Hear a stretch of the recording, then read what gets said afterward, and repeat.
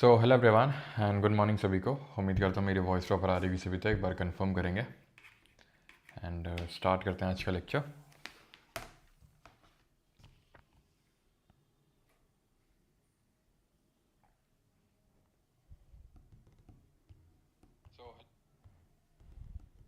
Okay, ठीक है। Good morning सभी को।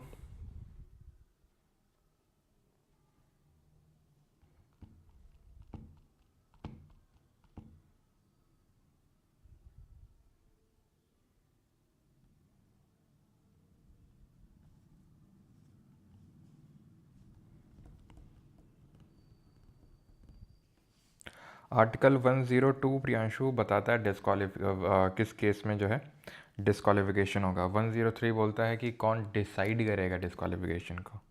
ठीक है, प्रेसिडेंट डिसाइड करेगा इलेक्शन कमीशन से पूछ के। शुरू करते हैं आज का लेक्चर। 12th है आज, स्टेट लेजिस्लेचर, राज्य का विधानमंडल पढ़ेंगे। ये लेक्चर काफ़ी आसान होने वाला है आप सभी के लिए। जिन्होंने पार्लियामेंट चैप्टर में अच्छी पकड़ बना रखी है उनके लिए state legislature will be like a cake walk और रिवीजन। ये आपके लिए रिवीजन के तौर पे काम करेगा पार्लियामेंट चैप्टर के लिए। Okay, so let us start. पहले बात तो हम रिवीजन कर ही लेते हैं स्ट्रेट फॉरवर्ड एमसीक्यूज के थ्रू, उसके बाद आगे बढ़ेंगे। मैच कैसा था सर? मज़ा है? कौन सा मैच?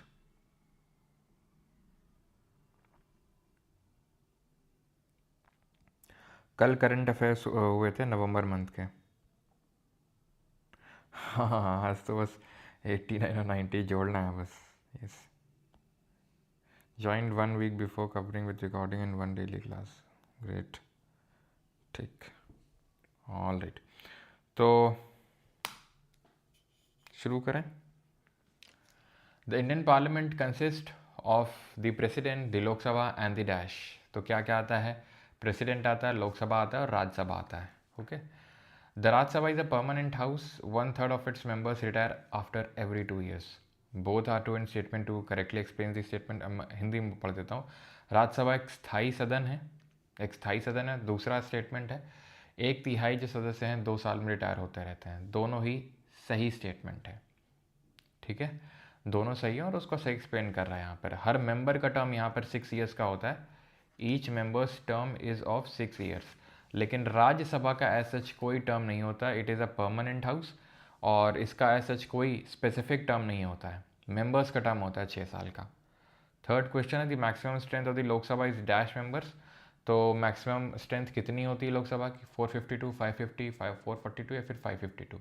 तो पहले 552 होती थी लेकिन अभी 550 हो चुकी है, जिसमें कि 530 लोग स्टेट से आते हैं यानी राज्यों से और 20 लोग यूटी से आते हैं यानी कि केंद्र जो शासित प्रदेश है वहाँ से। The president can summon a joint session और joint sitting of the parliament. Joint sessions are generally called to pass constitutional amendment bills. Both are true, both are false. Statement 1 is true, 2 is false, 1 is false, 2 is true. And option number is, चलो तो president can summon a joint session of parliament. Yes, under which article of the constitution? किस अनुच्छेद के तहत?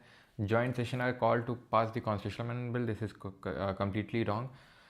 Constitutional amendment bill और money bill यानी धन विधेयक और संवैधानिक संशोधन जो अधिनियम होते हैं, विधेयक होते हैं, उसके लिए कभी भी जॉइंट सीटिंग यानी कि संयुक्त बैठक नहीं बुलाई जा सकती है अंडर आर्टिकल नंबर 108। ये सिर्फ और सिर्फ ऑर्डिनरी बिल के केस में बुलाई जा सकती। तो पहला ट्रू होगा, दूसरा फॉल्स होगा। That means option number C would be the correct answer. ठीक है। Fifth, the Rajya Sabha is also known as the permanent house, the upper house and the elders house. The Lok Sabha has more powers than Rajya Sabha in matters of money bill. Rajya Sabha can reject a money bill. बताइए। सारे lecture के upload होंगे, lecture 5 के notes upload नहीं है? होंगे तो ऐसा तो हो ही नहीं सकता लेक्चर 5 के नोट्स अपलोड ना हो, इतना पुराना हो चुका है वो। ज़रा ध्यान से चेक करिए, है ना।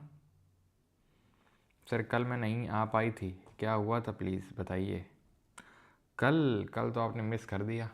कल ही तो था एक मेन लेक्चर, कल ही था सबसे इम्पॉर्टेंट लेक्चर। तो वहीं से आने वाले थे 8-10 क्वेश्चन तो। Lok Sabha has more powers than Rajya Sabha in matters of money bill. Yes, क्यों स्पेशल पावर होते हैं? बिकॉज लोकसभा में ही जो मनी बिल है वो ओरिजिनेट हो सकता है, यहीं पे ओरिजिनेट हो सकता है। राज्यसभा में जाएगा, बिल्कुल जाता है, ऐसा नहीं है कि जाता नहीं है, लेकिन इसके पास रिजेक्ट करने की पावर नहीं है, सिर्फ रिकमेंडेटरी पावर है ये रिकमेंड कर सकता है, ठीक है। तो दूसरा गलत, यहाँ पर ऑप्शन नंबर बी ट्रू हो जाएगा। The speaker of Lok Sabha is elected by the, तो स्पीकर ऑफ लोकसभा, तो आपको पता है ना कि मनी बिल लोकसभा में ओरिजिनेट हो सकता है, राज्यसभा के पास जाएगा, 14 दिन का टाइम होता है, 14 डेज़ का टाइम होता है। अगर पास कर दिया तो ठीक है, और अगर रिकमेंडेशन सिर्फ दे सकता है, और वो लोकसभा के ऊपर डिपेंड करता है उसको एक्सेप्ट करे ना करे। It totally depends on the Lok Sabha, ठीक है। All right,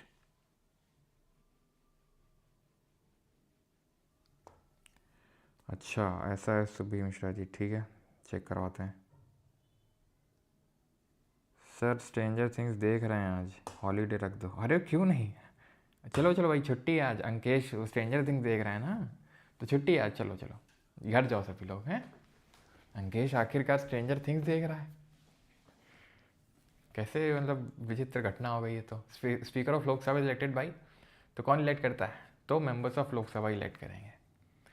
only the Lok Sabha can remove the council of ministers through a no confidence motion, ठीक है।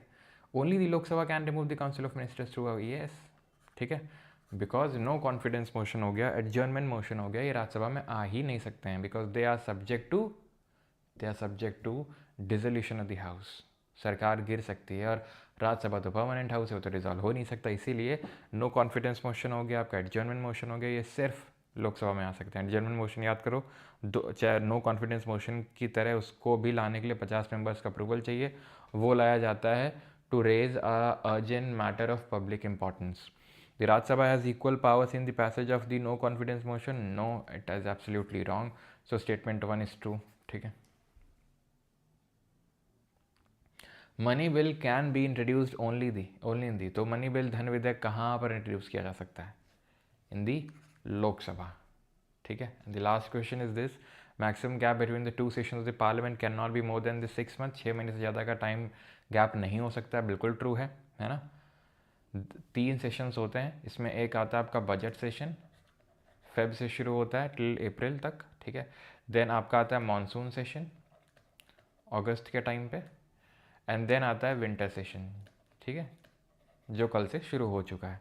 तो budget session, monsoon session, winter session, जो ये 19 दिन चलेगा। सबसे लंबा ये होता है, सबसे छोटा ये होता है।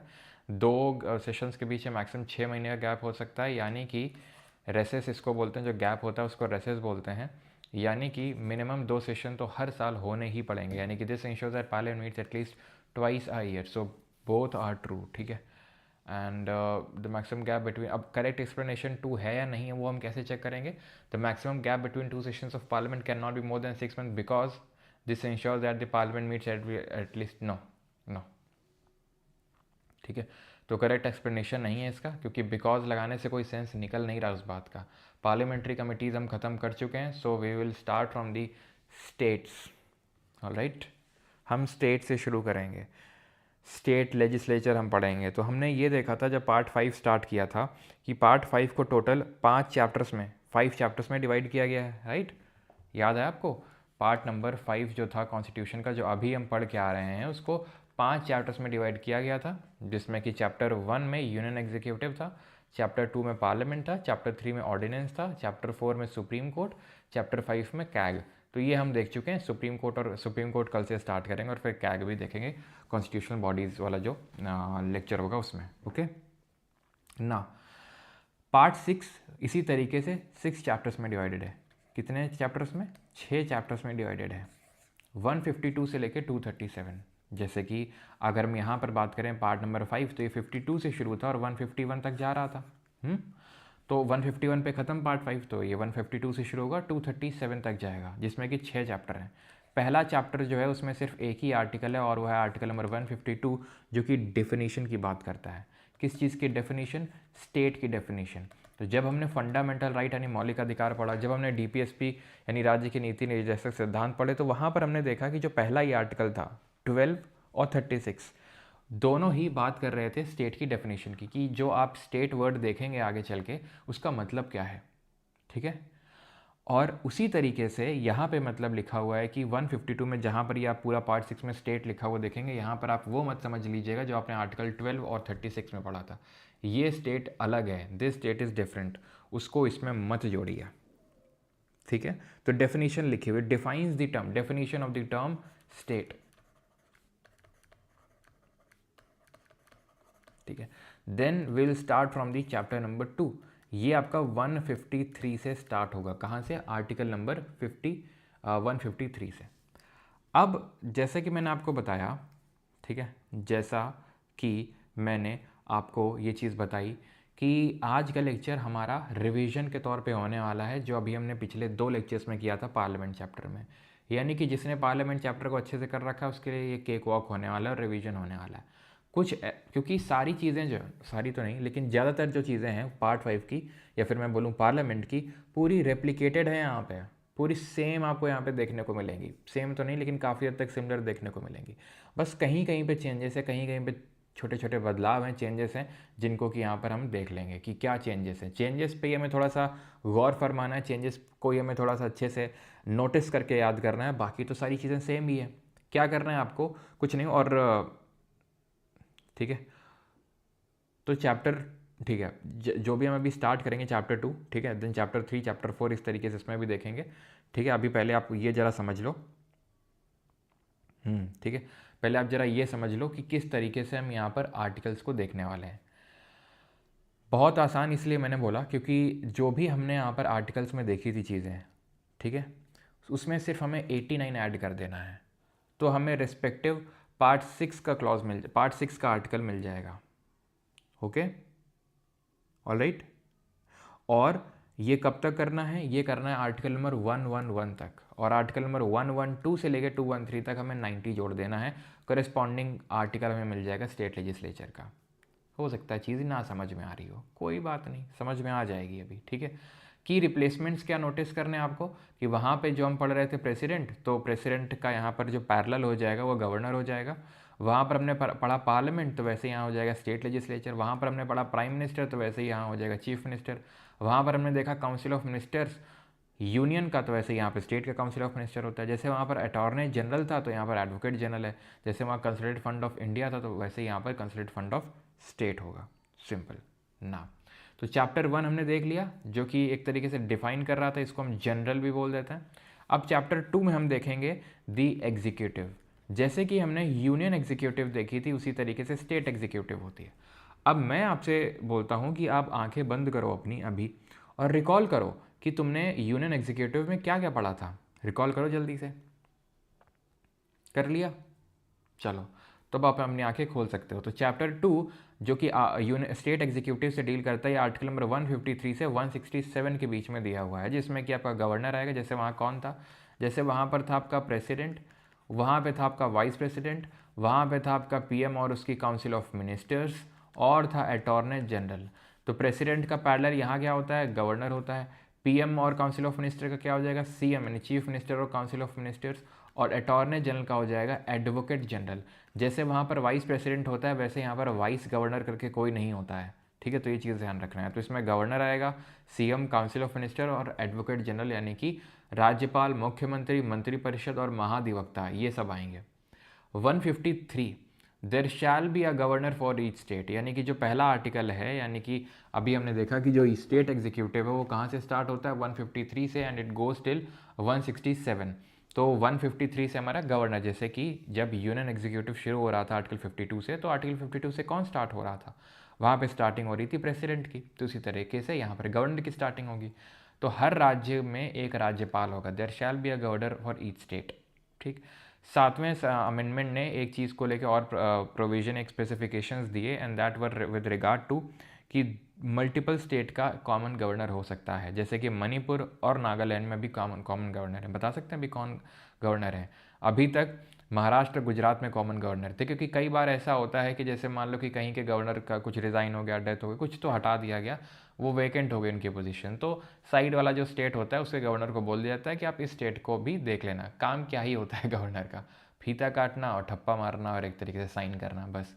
तो वो काम जो है वो मल्टीपल स्टेट्स के लिए भी कर सकता है आराम से, तो ऐसा कोई इशू नहीं होता। तो 7th जो अमेंडमेंट था, जिसने कि पार्ट 7 ऑफ कॉन्स्टिट्यूशन को भी रिपील किया था, संविधान के भाग 7 को भी हटाने का काम किया था, उसी ने इसको लेके प्रोविज़न भी प्रोवाइड किया। पहले से थे कुछ प्रोविज़न जो कॉमन गवर्नर की बात करते थे, लेकिन इसने और उनको स्पष्ट रूप से यहाँ पर अंकित किया आर्टिकल 153 में 7th अमेंडमेंट ने। 154 की अगर बात करेंगे तो एग्जीक्यूटिव पावर ऑफ स्टेट बोलता है। याद करो, अब तुम पता है कैसे रिकॉल करो, तुम पता है कैसे तुम पैरेलल्स ड्रॉ करोगे। जैसे वहाँ पर 52 था, तो जो 52 में लिखा था वही 153 में लिखा हुआ है, यानी जो 52 में लिखा हुआ था वही क्या करना है, यहाँ पर एक जोड़ना और यहाँ पर एक जोड़ना है, तो 153 वही 153 में हो जाएगा। जो वहाँ 53 में लिखा हुआ तो वो यहीं वो 154 में लिखा हुआ है। वहाँ पे क्या लिखा हुआ था 53 में कि जो यूनियन एग्जीक्यूटिव है उसका हेड होगा प्रेसिडेंट, यानी कि संघ की कार्यपालिका का अध्यक्ष होगा राष्ट्रपति, यानी कि सारे काम राष्ट्रपति के नाम पे होंगे। उसी तरीके से executive power of state vest in governor ये 154 में लिखा हुआ है। राज्य की कार्यपालिका शक्ति राज्यपाल में निहित होती है, कैन बी एक्सरसाइज डायरेक्टली और थ्रू सबऑर्डिनेट ऑफिसर्स। अभी देखेंगे कैसे एक्सरसाइज करते हैं, तो डायरेक्टली कर सकते हैं या सबऑर्डिनेट ऑफिसर्स के थ्रू। ठीक, 155 में आते हैं, अपॉइंटमेंट ऑफ गवर्नर की बात करता है, राज्यपाल की नियुक्ति की बात करता है। Governor is appointed by the president bye warrant under his hand and seal. राज्यपाल की नियुक्ति राष्ट्रपति द्वारा उनके हस्ताक्षर और मुहर के तहत वारंट द्वारा की जाती है। अब गवर्नर की इलेक्शन नहीं होती है, ठीक है, ना तो डायरेक्ट और ना तो इनडायरेक्ट। जैसे प्रेसिडेंट जो है वो इलेक्टेड तो है, भले डायरेक्टली ना हो, लोगों ने डायरेक्टली वोट ना दिया हो, लेकिन इनडायरेक्ट इलेक्शन तो हुआ है। गवर्नर की इलेक्शन नहीं होती है, गवर्नर की सिर्फ अपॉइंटमेंट हो जाती है बाय द प्रेसिडेंट। अब इस पर्टिकुलर अपॉइंटमेंट में कुछ कन्वेंशन फॉलो किए जाते हैं। कन्वेंशन का मतलब है कहीं लिखा नहीं है, ना तो संविधान में ना कहीं पे, लेकिन एक रूल फॉलो, कन्वेंशन फॉलो किया जाता है। जैसे पहला, जैसे कन्वेंशन वो फॉलो किया जाता चला आ रहा था कि स्पीकर रूलिंग पार्टी से होगा लोकसभा में और डिप्टी स्पीकर ऑपोजिशन पार्टी से होगा, लेकिन क्योंकि कन्वेंशन था कहीं लिखा नहीं था तो बीजेपी ने बोल दिया 2019 में कि भाई ऐसा तो कहीं लिखा नहीं है, तो डिप्टी स्पीकर भी हमारी पार्टी से होगा। इस चीज़ को लेकर विपक्ष को नाराज़ हो गया और तब से डिप्टी स्पीकर की जो पोजीशन है वो वैकेंट पड़ी हुई है, खाली पड़ी हुई है। ओके, सो कन्वेंशन यहाँ पे ये है कि जो गवर्नर जिसको अपॉइंट किया जा रहा है, he should not be domiciled in that state, यानी उस स्टेट का उसका डोमिसाइल ना होना चाहिए, domiciled in that state, so that कि वो अपने खुद को फेवर ना करे, इसलिए उस स्टेट उस पर्टिकुलर राज्य का नहीं होना चाहिए। एंड दूसरा है कि सीएम शुड बी कंसल्टेड। ये कन्वेंशन तो शायद ही फॉलो किया जाता होगा कि चीफ मिनिस्टर की should be consulted. Should be क्या, अब मतलब सीएम टू बी कंसल्टेड आप बोल सकते हो, कन्वेंशन है क्योंकि आप खुद ही सोचो, तमिलनाडु का जब गवर्नर अपॉइंट किया जा रहा होगा तो चीफ मिनिस्टर की रिकमेंडेशन क्या कंसल्टेशन ली गई होगी, या फिर जहाँ पर भी ऑपोजिशन की पार्टी, जैसे जहाँ कांग्रेस का रूल है जहाँ, तो वहाँ बीजेपी यानी कि सेंटर है, क्योंकि ऑब्वियस बात है प्रेसिडेंट कर रहे हैं, प्रेसिडेंट किसकी सुनेगा, गवर्नमेंट की सुनेगा, है ना। काउंसिल ऑफ मिनिस्टर के बिना तो कुछ नहीं करेगा, चाहे वो भले अपॉइंटमेंट ऑफ गवर्नर ही क्यों ना हो। तब भी मैंने आपको पहले भी बताया था, अगर मान लो कल को गवर्नमेंट चेंज हो जाए, नई सरकार आ जाए, मान लो कांग्रेस की सरकार आ जाए, शायद ही कोई गवर्नर बचे, सारे हट जाएंगे विद इन अ वीक, हफ्ता भर लगेगा, सारे गवर्नर हटेंगे, सारे नए अपॉइंट हो जाएंगे। टाइम नहीं लगता है इन सारे कामों में, ठीक है। वो तो रिजल्ट आने में टाइम लगता है, लेकिन जो अपने एग्ज़ाम के रिजल्ट होते हैं, लेकिन इन सब में टाइम नहीं लगता है, ठीक है। तो यहाँ पे सीएम को क्या ही कंसल्टेशन ली जाती होगी, लेकिन हाँ एक कन्वेंशन है कि उस राज्य का नहीं होना चाहिए और उसकी कंसल्टेशन जो है चीफ मिनिस्टर की उस राज्य की लेनी है, लेकिन एक कन्वेंशन है, कहीं लिखा नहीं है कॉन्स्टिट्यूशन में ना। 156 पे आते हैं, governor holds office during the pleasure of the president. राज्यपाल राष्ट्रपति की इच्छा प्रसाद पर्यंत पद धारण करते हैं। इसका मतलब ये है कि राज्यपाल तब तक ऑफिस में रहेंगे जब तक राष्ट्रपति को प्लेजर देते रहेंगे। कैसा प्लेजर, देखो मैंने आपको बताया था प्लेजर ऑफ प्रेसिडेंट बहुत जगह हमारा कॉन्स्टिट्यूशन में लिखा और ये वहीं लिखा है जहाँ पर उस पर्टिकुलर ऑफिस का रिमूवल प्रोसीजर मेंशन नहीं है कि इस पर्टिकुलर पोजीशन वाले व्यक्ति को कि किस तरीके से उसको रिमूव किया जाएगा, ऑफिस से हटाया जाएगा। तो जैसे प्रेसिडेंट का लिखा हुआ है, वाइस प्रेसिडेंट का लिखा हुआ है, ठीक है, लेकिन हमने देखा था मिनिस्टर्स का नहीं लिखा हुआ था, है ना। जो हमारे काउंसिल ऑफ मिनिस्टर है इनका प्रोसीजर लिखा हुआ कि इस तरीके से हटेंगे, तो इसीलिए वो भी प्लेजर ऑफ प्रेसिडेंट तक सर्व करते हैं। लेकिन दैट डज नॉट मीन कि जब प्रेसिडेंट का मन आएगा तब काउंसिल ऑफ मिनिस्टर को हटा देगा, पूरा लोकसभा डिजॉल्व कर देगा, नहीं। जब तक उनके पास बहुमत है वहाँ पर, दैट इज़ जो सरकार है उसके पास अगर लोकसभा में जब तक बहुमत है तब तक राष्ट्रपति कुछ नहीं कर सकता है। उसी तरीके से in the same manner, okay, in the same manner अगर हम गवर्नर की बात करेंगे तो प्लेजर ऑफ प्रेसिडेंट तक रहता है, लेकिन वहाँ पे ये है कि जब तक लोकसभा में उनका बहुमत है तब तक उनको हटाया नहीं जा सकता, लेकिन गवर्नर के लिए ऐसा कोई प्रोविज़न नहीं है, ठीक है। यानी कि प्रेसिडेंट जब चाहे तब इसको हटा सकता है काउंसिल ऑफ मिनिस्टर की एडवाइस पे। Governor may address his resignation to president, यानी कि राज्यपाल अपना त्यागपत्र राष्ट्रपति को भेज सकते हैं। टर्म इनका 5 साल का होता है from the date of assuming the office, ठीक है। 5 साल का इनका टेन्योर होता है, टर्म होता है। रेजिग्नेशन प्रेसिडेंट को दे सकते हैं और प्लेजर ऑफ प्रेसिडेंट तक सर्व करते हैं। क्वालिफिकेशंस क्या है अपॉइंटमेंट एज गवर्नर की? तो एक तो भारत का नागरिक होना चाहिए और 35 साल की उम्र हो गई होनी चाहिए।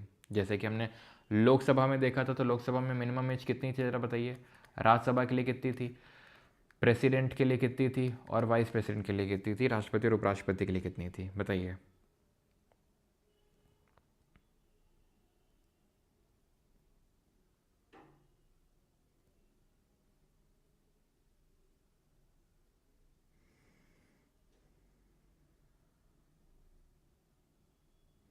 अरिजीत मोहंता जी, मेंस क्लास क्यों नहीं हो रहा है? आप जाके टेलीग्राम ग्रुप पे भी तो देखो, टेलीग्राम ग्रुप में हो कि नहीं हो आप? मैंने लाइव लिया था अभी परसों, और रिकॉर्डिंग भी शेयर किया था उस लाइव का। ऐसा नहीं गवर्नर एक ही बार बन सकता है, मल्टीपल टाइम्स बन सकते हैं, कोई ऐसा लिमिटेशन नहीं है। चलो, तो लोकसभा का मिनिमम एज था 25, राज्यसभा का 30, और प्रेसिडेंट और वाइस प्रेसिडेंट का 35। अब आते हैं conditions of governors office. President की कंडीशन ऑफ ऑफिस कहाँ लिखी हुई थी, किस पर्टिकुलर आर्टिकल में लिखी हुई थी, जरा बताइए। तो कंडीशन ऑफ गवर्नर्स ऑफिस है कि governor can not be a member of parliament और स्टेट लेजिस्लेचर, यानी कि राज्यपाल संसद या राज्य विधानमंडल का सदस्य नहीं हो सकता है। Must vacate his seat before entering office, यानी कि वो मेंबर नहीं हो सकता, और अगर है तो कोई लोड लेने वाली बात नहीं है, लेकिन उसको अपना ऑफिस छोड़ना होगा, अपनी सीट खाली करनी होगी। Governor can not hold any office of profit, यानी राज्यपाल कोई लाभकारी पद नहीं धारण कर सकता है, ना तो यूनियन गवर्नमेंट यानी सेंट्रल गवर्नमेंट में, और ना ही स्टेट गवर्नमेंट के अंडर में कोई ऑफिस ऑफ प्रॉफिट नहीं होल्ड कर सकता है। और इसके रिगार्डिंग मैंने डिटेल में पहले हम लोग चर्चा कर चुके हैं, तो फिर से नहीं करेंगे, है ना, कि ऑफिस ऑफ प्रॉफिट क्या होता है, क्या संविधान में क्या ये डिफाइंड है, तो आंसर इज नो, ठीक है। तो ये सारी चीज़ें हम पहले डिस्कस कर चुके हैं पार्ट 5 में। Governor is entitle to use official residence without rent, emoluments and privileges as determine by the parliament. तो ध्यान रखना, ये काफ़ी इंपॉर्टेंट चीज़ है कि इसके जो एमोल्यूमेंट, भत्ता और प्रिविलेजेस हैं वो स्टेट लेजिस्लेचर डिटरमाइन नहीं करेगा। कौन करेगा? पार्लियामेंट डिटरमाइन करेगा, संसद डिसाइड करेगा। और अगर मल्टीपल स्टेट में कॉमन गवर्नर है तो किस तरीके से सैलरी शेयर होगी वो प्रेसिडेंट डिसाइड करेगा। मान लो कि जैसे महाराष्ट्र का भी है और गुजरात का भी है, ठीक, कोई गवर्नर, तो उस केस में, ऐसे केस में प्रेसिडेंट डिसाइड करेगा कि महाराष्ट्र कितना देगा और गुजरात कितना पैसा देगा सैलरी और एमोल्यूमेंट का। Emolument and allowances can not be reduce during his tenure, कार्यकाल के दौरान पारिश्रमिक और भत्तों में कटौती नहीं की जा सकती है, ठीक है। चलो, ओथ और अफर्मेशन, शपथ कौन दिलाता है? तो शपथ दिलाते हैं chief justice of high court, ठीक है। और अगर वो नहीं होंगे तो जो सीनियर मोस्ट जज हैं हाई कोर्ट के वो दिलाएंगे, ठीक है। ये चीफ मिनिस्टर नहीं दिलाते हैं, ध्यान रखना। ये एक नाथ शिंदे, ये देवेंद्र फडणवीस जी हैं, ठीक है। कितने भोले भाले से लगते हैं, सीधे साधे से। और उनकी वाइफ जो है सनातन धर्म का प्रचार करती हैं काफ़ी अच्छे से, जोरों शोरों से। तो आगे बढ़ते हैं 160 पे। Discharge of governance function in contingencies, आपात परिस्थितियों में राज्यपाल के कार्यों का निर्वहन। President can appoint a person to discharge function of governor during contingencies, यानी कि अगर मान लो कुछ ऐसा परिस्थिति, आपात परिस्थिति हो गई है, तो उस समय राज्यपाल के काम कौन करेगा, ये राष्ट्रपति डिसाइड करेगा। जैसे मान लो ये अपना डॉली चाय वाला है, राष्ट्रपति बनेगा, गवर्नर बनेगा, मतलब राष्ट्रपति पूछेगा, ठीक है। तो किसी को भी बनाया जा सकता है आपातकाल स्थिति में। क्या नो बफरिंग हो रहा है?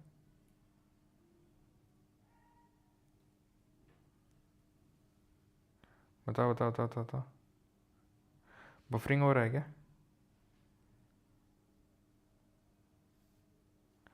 क्या हुआ भाई, वॉइस में बफरिंग हो रहा है क्या? Power of governor to grant pardons, राज्यपाल को क्षमा देने का अधिकार। तो government can grant pardon, reprieve, respite, remission और कम्यूट सेंटेंसेस। राज्यपाल क्षमादान, लघुकर, परिहार, विराम, विलंबन में कमी दे सकता है। तो कल हमने देखा था कि अगर आपको ऑल गुड, ओके, ठीक है। तो हमने देख चुके हैं पहले ही कि pardon, reprieve, respite, remission, commute में क्या अंतर होता है। ठीक है, फिर से मत पूछना, रिवाइज करवा देता हूँ। कैसे याद किया था? पीसीएम और एमएसपी, पीसीएम और MSP, pardon, commute, remission, respite, reprieve. जा सिमरन जी ले अपनी ज़िंदगी, फॉर्म ऑफ पनिशमेंट चेंज कर दी, फॉर्म चेंज नहीं करी है, सिर्फ ड्यूरेशन कम कर दी है। ड्यूरेशन कम करी है कुछ स्पेशल ग्राउंड की वजह से, जैसे कि हेल्थ ग्राउंड हो सकते हैं। टेम्प्रेरी होल्ड लगाया पनिशमेंट पे, रेप्राइव है। ठीक, तो ये हमने पढ़ा था। ये सारे काम गवर्नर भी कर सकता है, राज्यपाल भी कर सकता है। ठीक है, अगर स्टेट लॉज के तहत किसी को सेंटेंस सुनाया गया है तो। लेकिन ये दो काम नहीं कर सकता है। एक तो मृत्युदंड को पार्डन नहीं कर सकता है, क्षमा नहीं कर सकता है, और मार्शल कोर्ट सेंटेंसेस को पार्डनिंग पावर का यूज़ नहीं कर सकता है। यानी कि अगर किसी को फांसी की सज़ा मिली है तो वो गवर्नर के पास नहीं, वो राष्ट्रपति के पास ही जा सकता है, चाहे भले किसी लॉ, चाहे स्टेट लॉ के तहत ही क्यों ना मिली हो। और अगर सैन्य न्यायालय का कोई निर्णय आया है और उसमें उसको कुछ राहत चाहिए तो अगेन प्रेसिडेंट, क्योंकि president is the supreme commander of all the defence forces. उस केस में जो गवर्नर है वो कुछ नहीं कर सकता है। 162 extent of executive power of the state, राज्य की कार्यकारी शक्ति का विस्तार दिया हुआ है यहाँ पर। जैसे कि अगर आपको याद आ रहा हो तो आर्टिकल नंबर 73 यूनियन के एग्जीक्यूटिव पावर के बारे में बात करी गई थी कि extent of executive power of the union, उसी तरीके से 162 में है, उसी तरीके से 162 में है। जो 73 में लिखा हुआ था वही इसमें है, यानी कि आपको क्या कर देना है, 89 ऐड कर देना है। 9 3 12 8 7 15 और एक 16, 162। अब बस 89 का काम तुम शुरू करो। 73 में ये था, 74 में क्या था, मैं पूछता हूँ तुमसे, पूछता है भारत, बताओ 74 में क्या था? आर्टिकल 74 में there shall be a council of minister, एक मंत्री परिषद होगा, headed by prime minister, to aid and advise the president who shall act in such advice. यानी कि एक मंत्री परिषद होगा जिसका अध्यक्ष प्रधानमंत्री होगा। किस लिए होगा? ताकि वो राष्ट्रपति को डे टू डे वर्किंग में रिकमेंडेशन दे सकें, और वो रिकमेंडेशन बाइंडिंग होगी। किस अमेंडमेंट ने बाइंडिंग करी थी अब बताइए? उसी तरीके से इसमें 89 ऐड करोगे तो 163 मिलेगा। सिंपल वही है।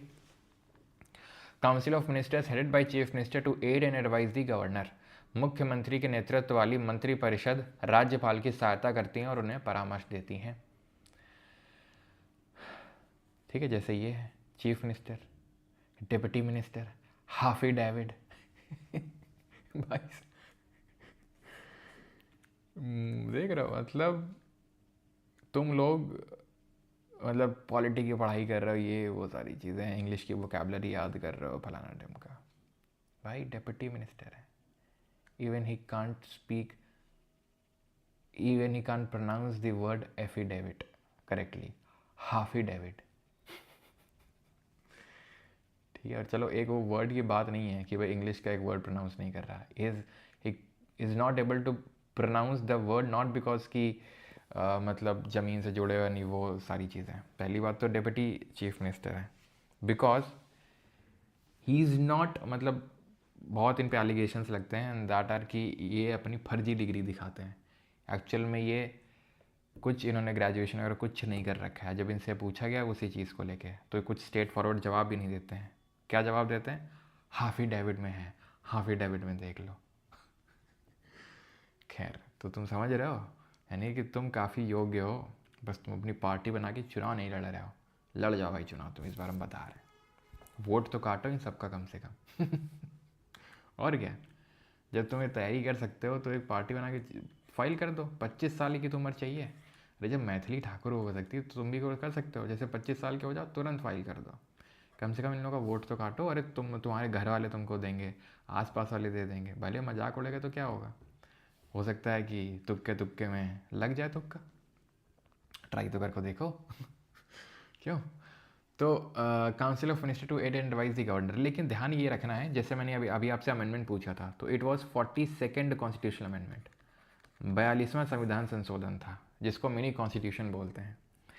इसने क्या किया था कि एडवाइस बाइंडिंग कर दी थी कि प्रेसिडेंट को जो एडवाइस मिलेगी वो बाइंडिंग नेचर की है। फिर 44th अमेंडमेंट ने बोला था, 44th अमेंडमेंट ने बोला था क्या, कि एक बार एडवाइस लौटाई जा सकती है लेकिन जो दोबारा एडवाइस आएगी वो बाइंडिंग है।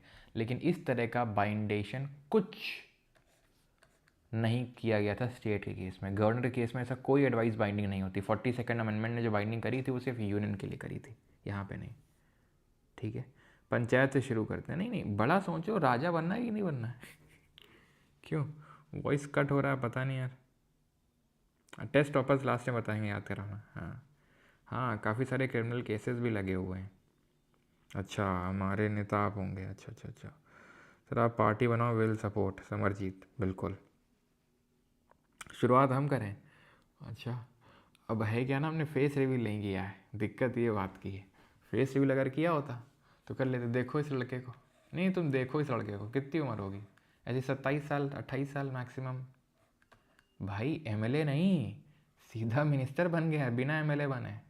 अब क्या बनेगा, पहले ही एमएलसी बनेगा, पहले ही एमएलसी बनेगा और मिनिस्टर बन जाएगा। क्यों? क्योंकि ये देखो 164। A minister who is not elected as MLA or MLC within 6 consecutive months ceases to be minister। अच्छा, और देख रहे हो, मतलब बताने का तरीका देखो, लिखने का तरीका देखो। अच्छा ऐसा है, अगर कोई 6 महीने तक मिनिस्टर ना बना तो वो अगर मेंबर ना बना तो मिनिस्टरशिप चली जाएगी उसकी। हाँ, काफ़ी स्ट्रिक्ट रूल्स हैं मतलब। अरे भैया, इस तरह से देखो कि कोई भी मिनिस्टर बन सकता है, कोई भी मिनिस्टर बन सकता है बिना विधायक हुए भी, बिना एमएलए और एमएलसी हुए भी, लेकिन 6 महीने के अंदर उसको किसी हाउस की मेंबरशिप ले लेनी। अब इनके पापा मम्मी दोनों विधायक ठहरे, एमएलसी तो बन ही जाएंगे। पागल थोड़ी ना जो ऐसे ही बना दिए, कुछ सोच समझ के ही बनाए होंगे कि भाई पहले बना देते फिर एमएलसी के रूट से डाल देंगे। अरे भाई, बिहार का विकास भी तो करना है। मतलब धर्म की रक्षा तुम करोगे, लेकिन बिहार का विकास कौन करेगा? धर्म की रक्षा से विकास ये करेंगे। बिहार को गतिशील बनाना है कि नहीं बनाना है? अब ठीक है, जो हुआ बिहार में, ये हाफिडाविट पास करेंगे। ये बिहार में जो भी अभी तक इनका एक्सपीरियंस रहा है, ग्राउंड लेवल पे जिन्होंने काम किया है, लोगों के लिए मेहनत करी है, तो वो अब दिखेगा बिहार में, है कि नहीं? हाँ। अच्छा, फेसलेस लड़िए। अच्छा अच्छा, हाँ फेसलेस लड़ लेते हैं, ये भी बात सही। बात तो सही है ये भी।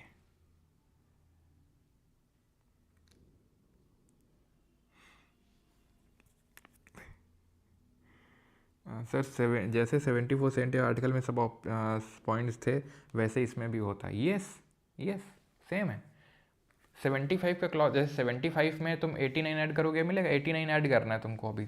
ठीक है, पहला क्या था कि प्राइम मिनिस्टर की अपॉइंटमेंट प्रेसिडेंट करेगा, तो चीफ मिनिस्टर की अपॉइंटमेंट गवर्नर करेगा। अदर मिनिस्टर की अपॉइंटमेंट भी प्रेसिडेंट ही करेगा, लेकिन प्राइम मिनिस्टर की एडवाइस पे, तो यहाँ सीएम की एडवाइस पे।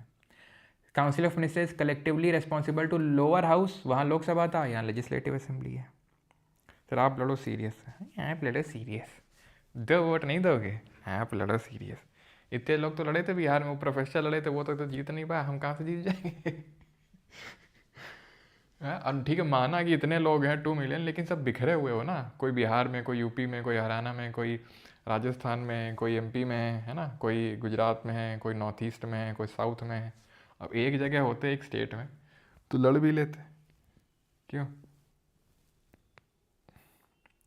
सर जी कट्टर कांग्रेसी हैं बेटा, हम तो कांग्रेसी नहीं है, लेकिन तुम पक्का कट्टर बीजेपी वाले हो, ये तो पक्की बात है।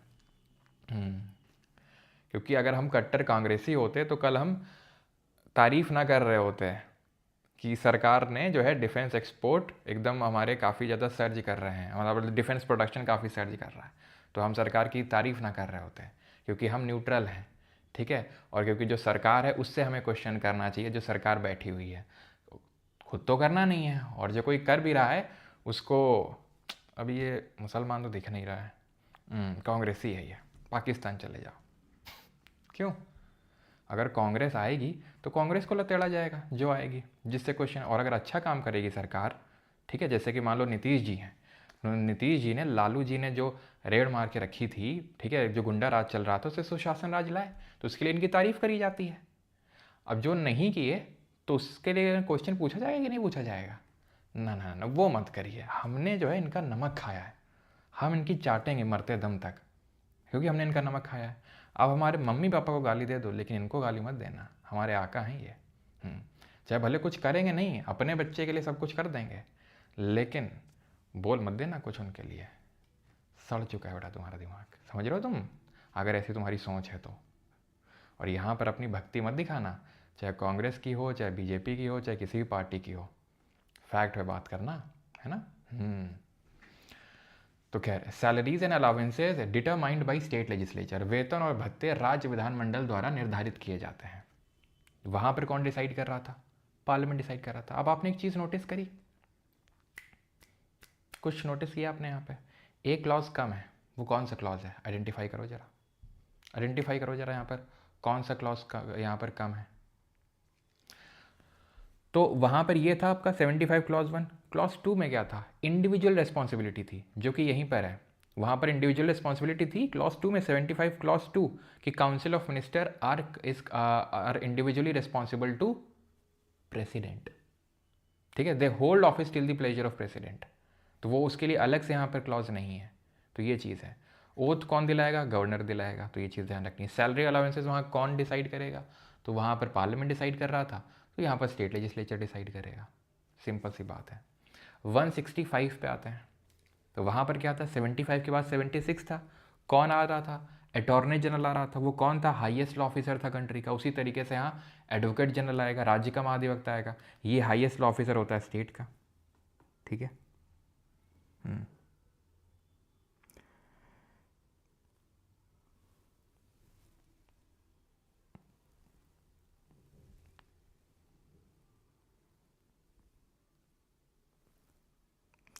सर स्पीकर रिज़ाइन किसको देता है 2019 के बाद? तो मैंने बताया था स्पीकर वाला समीर जैन जी सेक्रेटरी को देगा। बिल्कुल सही क्वेश्चन है कि डेप्यूटी स्पीकर तो है नहीं। ठीक है, वो डेप्यूटी स्पीकर तो है नहीं। स्पीकर डेप्यूटी स्पीकर को, डेप्यूटी स्पीकर स्पीकर को देगा, लेकिन क्योंकि डेप्यूटी स्पीकर तो है नहीं तो वो सेक्रेटरी को देगा। ठीक है, okay. Appointed by governor must be qualified to be a high court जज। तो वहाँ पर हमने देखा था कि जो अटॉर्नी जनरल है वो कौन होता है? वो किसके द्वारा अपॉइंट किया जाता है? By the president. राष्ट्रपति अपॉइंट करेगा किसको? President will appoint the attorney general. तो उसी तरीके से गवर्नर करेगा। वहाँ पर क्वालिफिकेशन क्या थी? Must be a supreme court जज। यहाँ पर क्वालिफिकेशन क्या है? Must be a high court जज। Advises state government on legal matters. ये स्टेट गवर्नमेंट यानी कानूनी मामलों में राज्य सरकार को परामर्श देता है। ही holds office till the governors pleasure. राज्यपाल की इच्छा तक पद पर रहता है। सेम है जैसे वहाँ अटॉर्नी जनरल था, वो हाईएस्ट ऑफिसर ऑफ कंट्री था। उसी तरीके से हर स्टेट में highest law officer of the state होता है, जिसको हम एडवोकेट जनरल बोलते हैं। वो 76 में था, 89 ऐड कर देंगे, 165 में हो जाएगा ये। ठीक, 166 में आते हैं। जैसे वहाँ पर अब पता है आपको क्या करना चाहिए? जैसे ये 76 का पैरेलल है, तो उसके बाद 77 आया था, उसमें क्या लिखा हुआ था? Conduct of business. Conduct of business यानी कि जो बिजनेस है यूनियन का, सेंटर का, वो कौन कंडक्ट करेगा? किसके नाम पे होगा?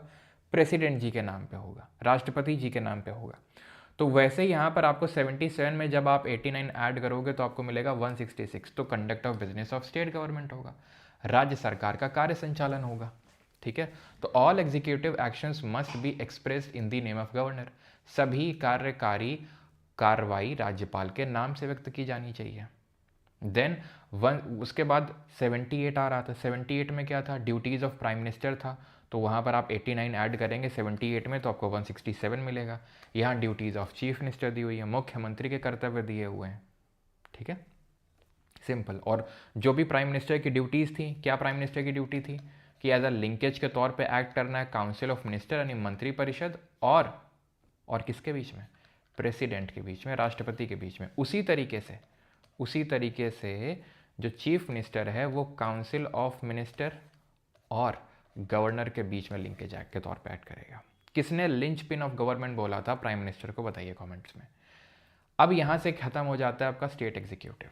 तो मैं फिर से आपको पीछे लेके आता हूँ कि हमने कहाँ से स्टार्ट किया था। हमने स्टार्ट किया था पार्ट 6 ऑफ कॉन्स्टिट्यूशन से। हमने देखा कि पार्ट 1 के चैप्टर 1 में, सॉरी पार्ट 6 के चैप्टर 1 में जनरल दिया हुआ है, सिर्फ एक आर्टिकल है। चैप्टर 2 में 153 से लेके 167 तक दिया हुआ है जो एग्जीक्यूटिव की बात करता है। अब हम स्टार्ट करेंगे चैप्टर नंबर 3 जो बात करेगा स्टेट लेजिस्लेचर की। स्टेट लेजिस्लेचर की कहाँ से लेके कहाँ तक? 168 से लेके 212 तक, 212 तक, 212 तक। ठीक है, 123 में हमने क्या पढ़ा था? ऑर्डिनेंस। ठीक है, 213 में हमने क्या पढ़ा था? Ordinance of governor. तो चैप्टर नंबर जो 4 है उसमें ऑर्डिनेंस ऑफ गवर्नर दिया हुआ है, चैप्टर 5 में हाई कोर्ट है और चैप्टर 6 में सब ऑर्डिनेट कोर्ट है। ठीक है, तो चलो आगे बढ़ते हैं अभी और स्टेट लेजिस्लेचर वाला पार्ट स्टार्ट करते हैं। ओके चलो, तो वहाँ पर हमारा लेजिस्लेचर कहाँ से शुरू हो रहा था? पार्लियामेंट आर्टिकल नंबर 79 से शुरू हो रहा था।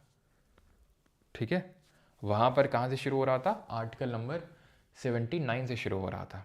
89 ऐड करो, 9 9 18, 8 7 15 1 16, 168। आर्टिकल नंबर 168 में दिया हुआ होगा क्या? कॉम्पोजिशन ऑफ स्टेट लेजिस्लेचर, यानी कि राज्य के विधानमंडल का कॉम्पोजिशन दिया होगा यहाँ पर, कि जिस तरीके से पार्लियामेंट में आता है लोकसभा, राज्यसभा और प्रेसिडेंट, उसी तरीके से स्टेट लेजिस्लेचर में भी 3 कंपोनेंट होते हैं, जो कि हमें आर्टिकल नंबर 168 में से पता चलता है कि every state have a legislature consisting of governor, जिसमें कि लेजिस्लेटिव असेंबली होगी, विधानसभा, विधान परिषद और राज्यपाल। जैसे वहाँ पर था आपका इस तरीके से 79 में क्या था?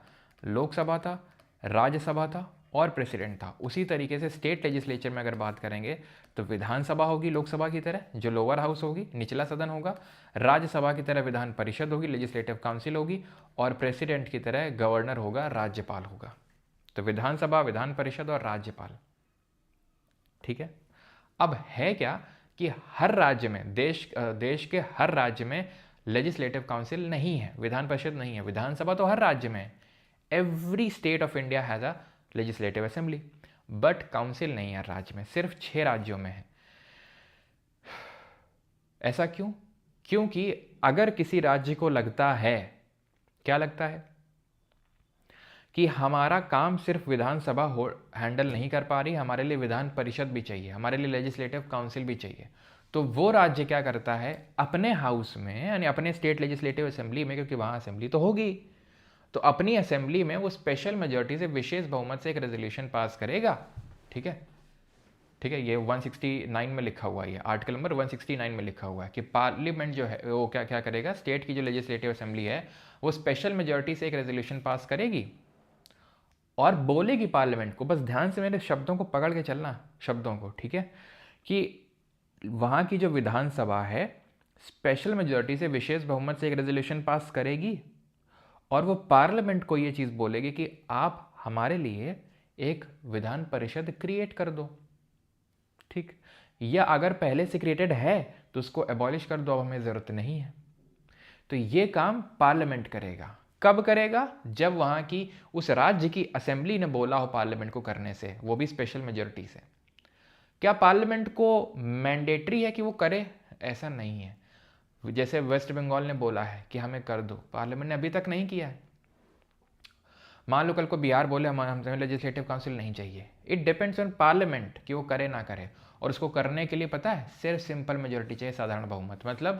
मतलब ये है कि majority of present and voting, majority of present and voting, मतलब जितने लोग आए हैं और वोट कर रहे हैं उसका divide by 2 + 1, this is majority of present and voting.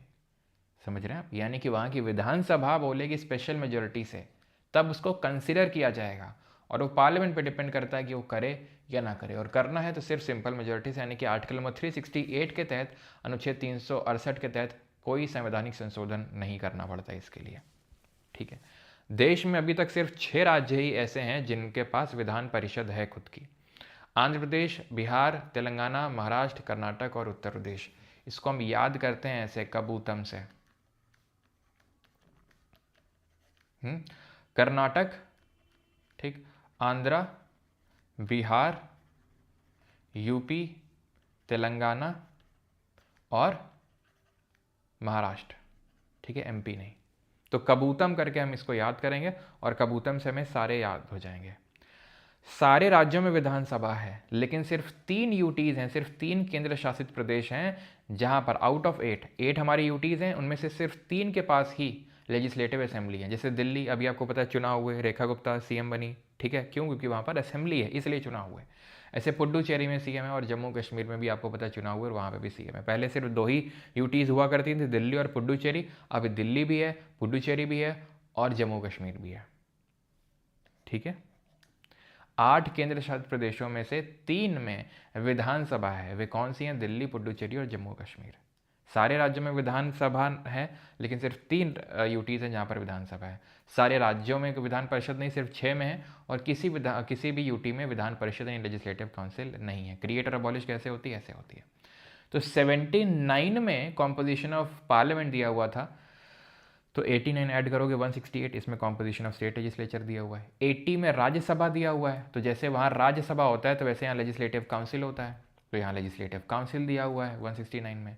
फिर 81 में लोकसभा दिया हुआ है, तो उसी तरह 170 में 89 ऐड कर दोगे 81 में, तो 89 ऐड करोगे उसमें तो 170 मिलेगा, तो यहाँ पर लेजिस्लेटिव असेंबली, जैसे वहाँ लोकसभा है तो वैसे यहाँ लेजिस्लेटिव असेंबली है।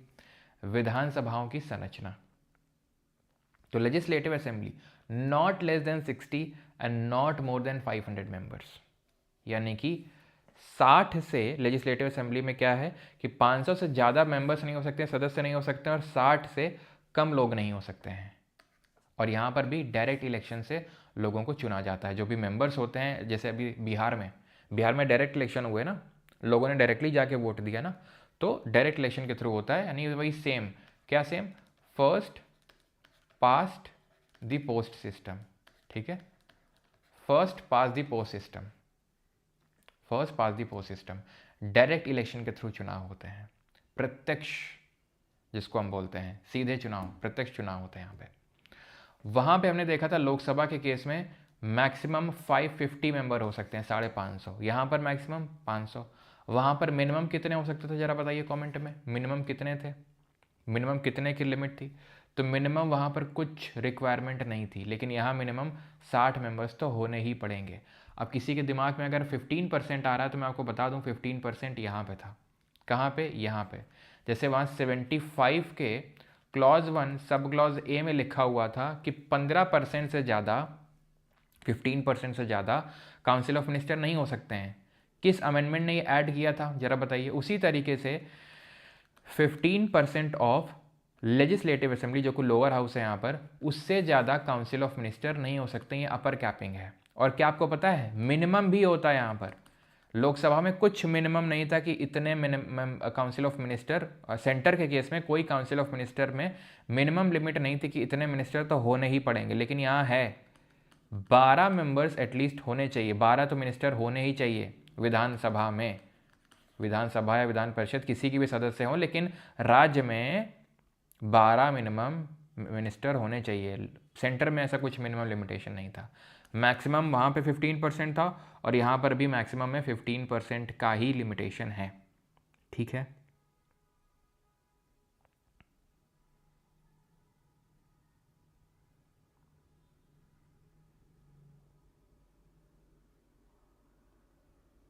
ऑलराइट, ठीक है, क्लियर है।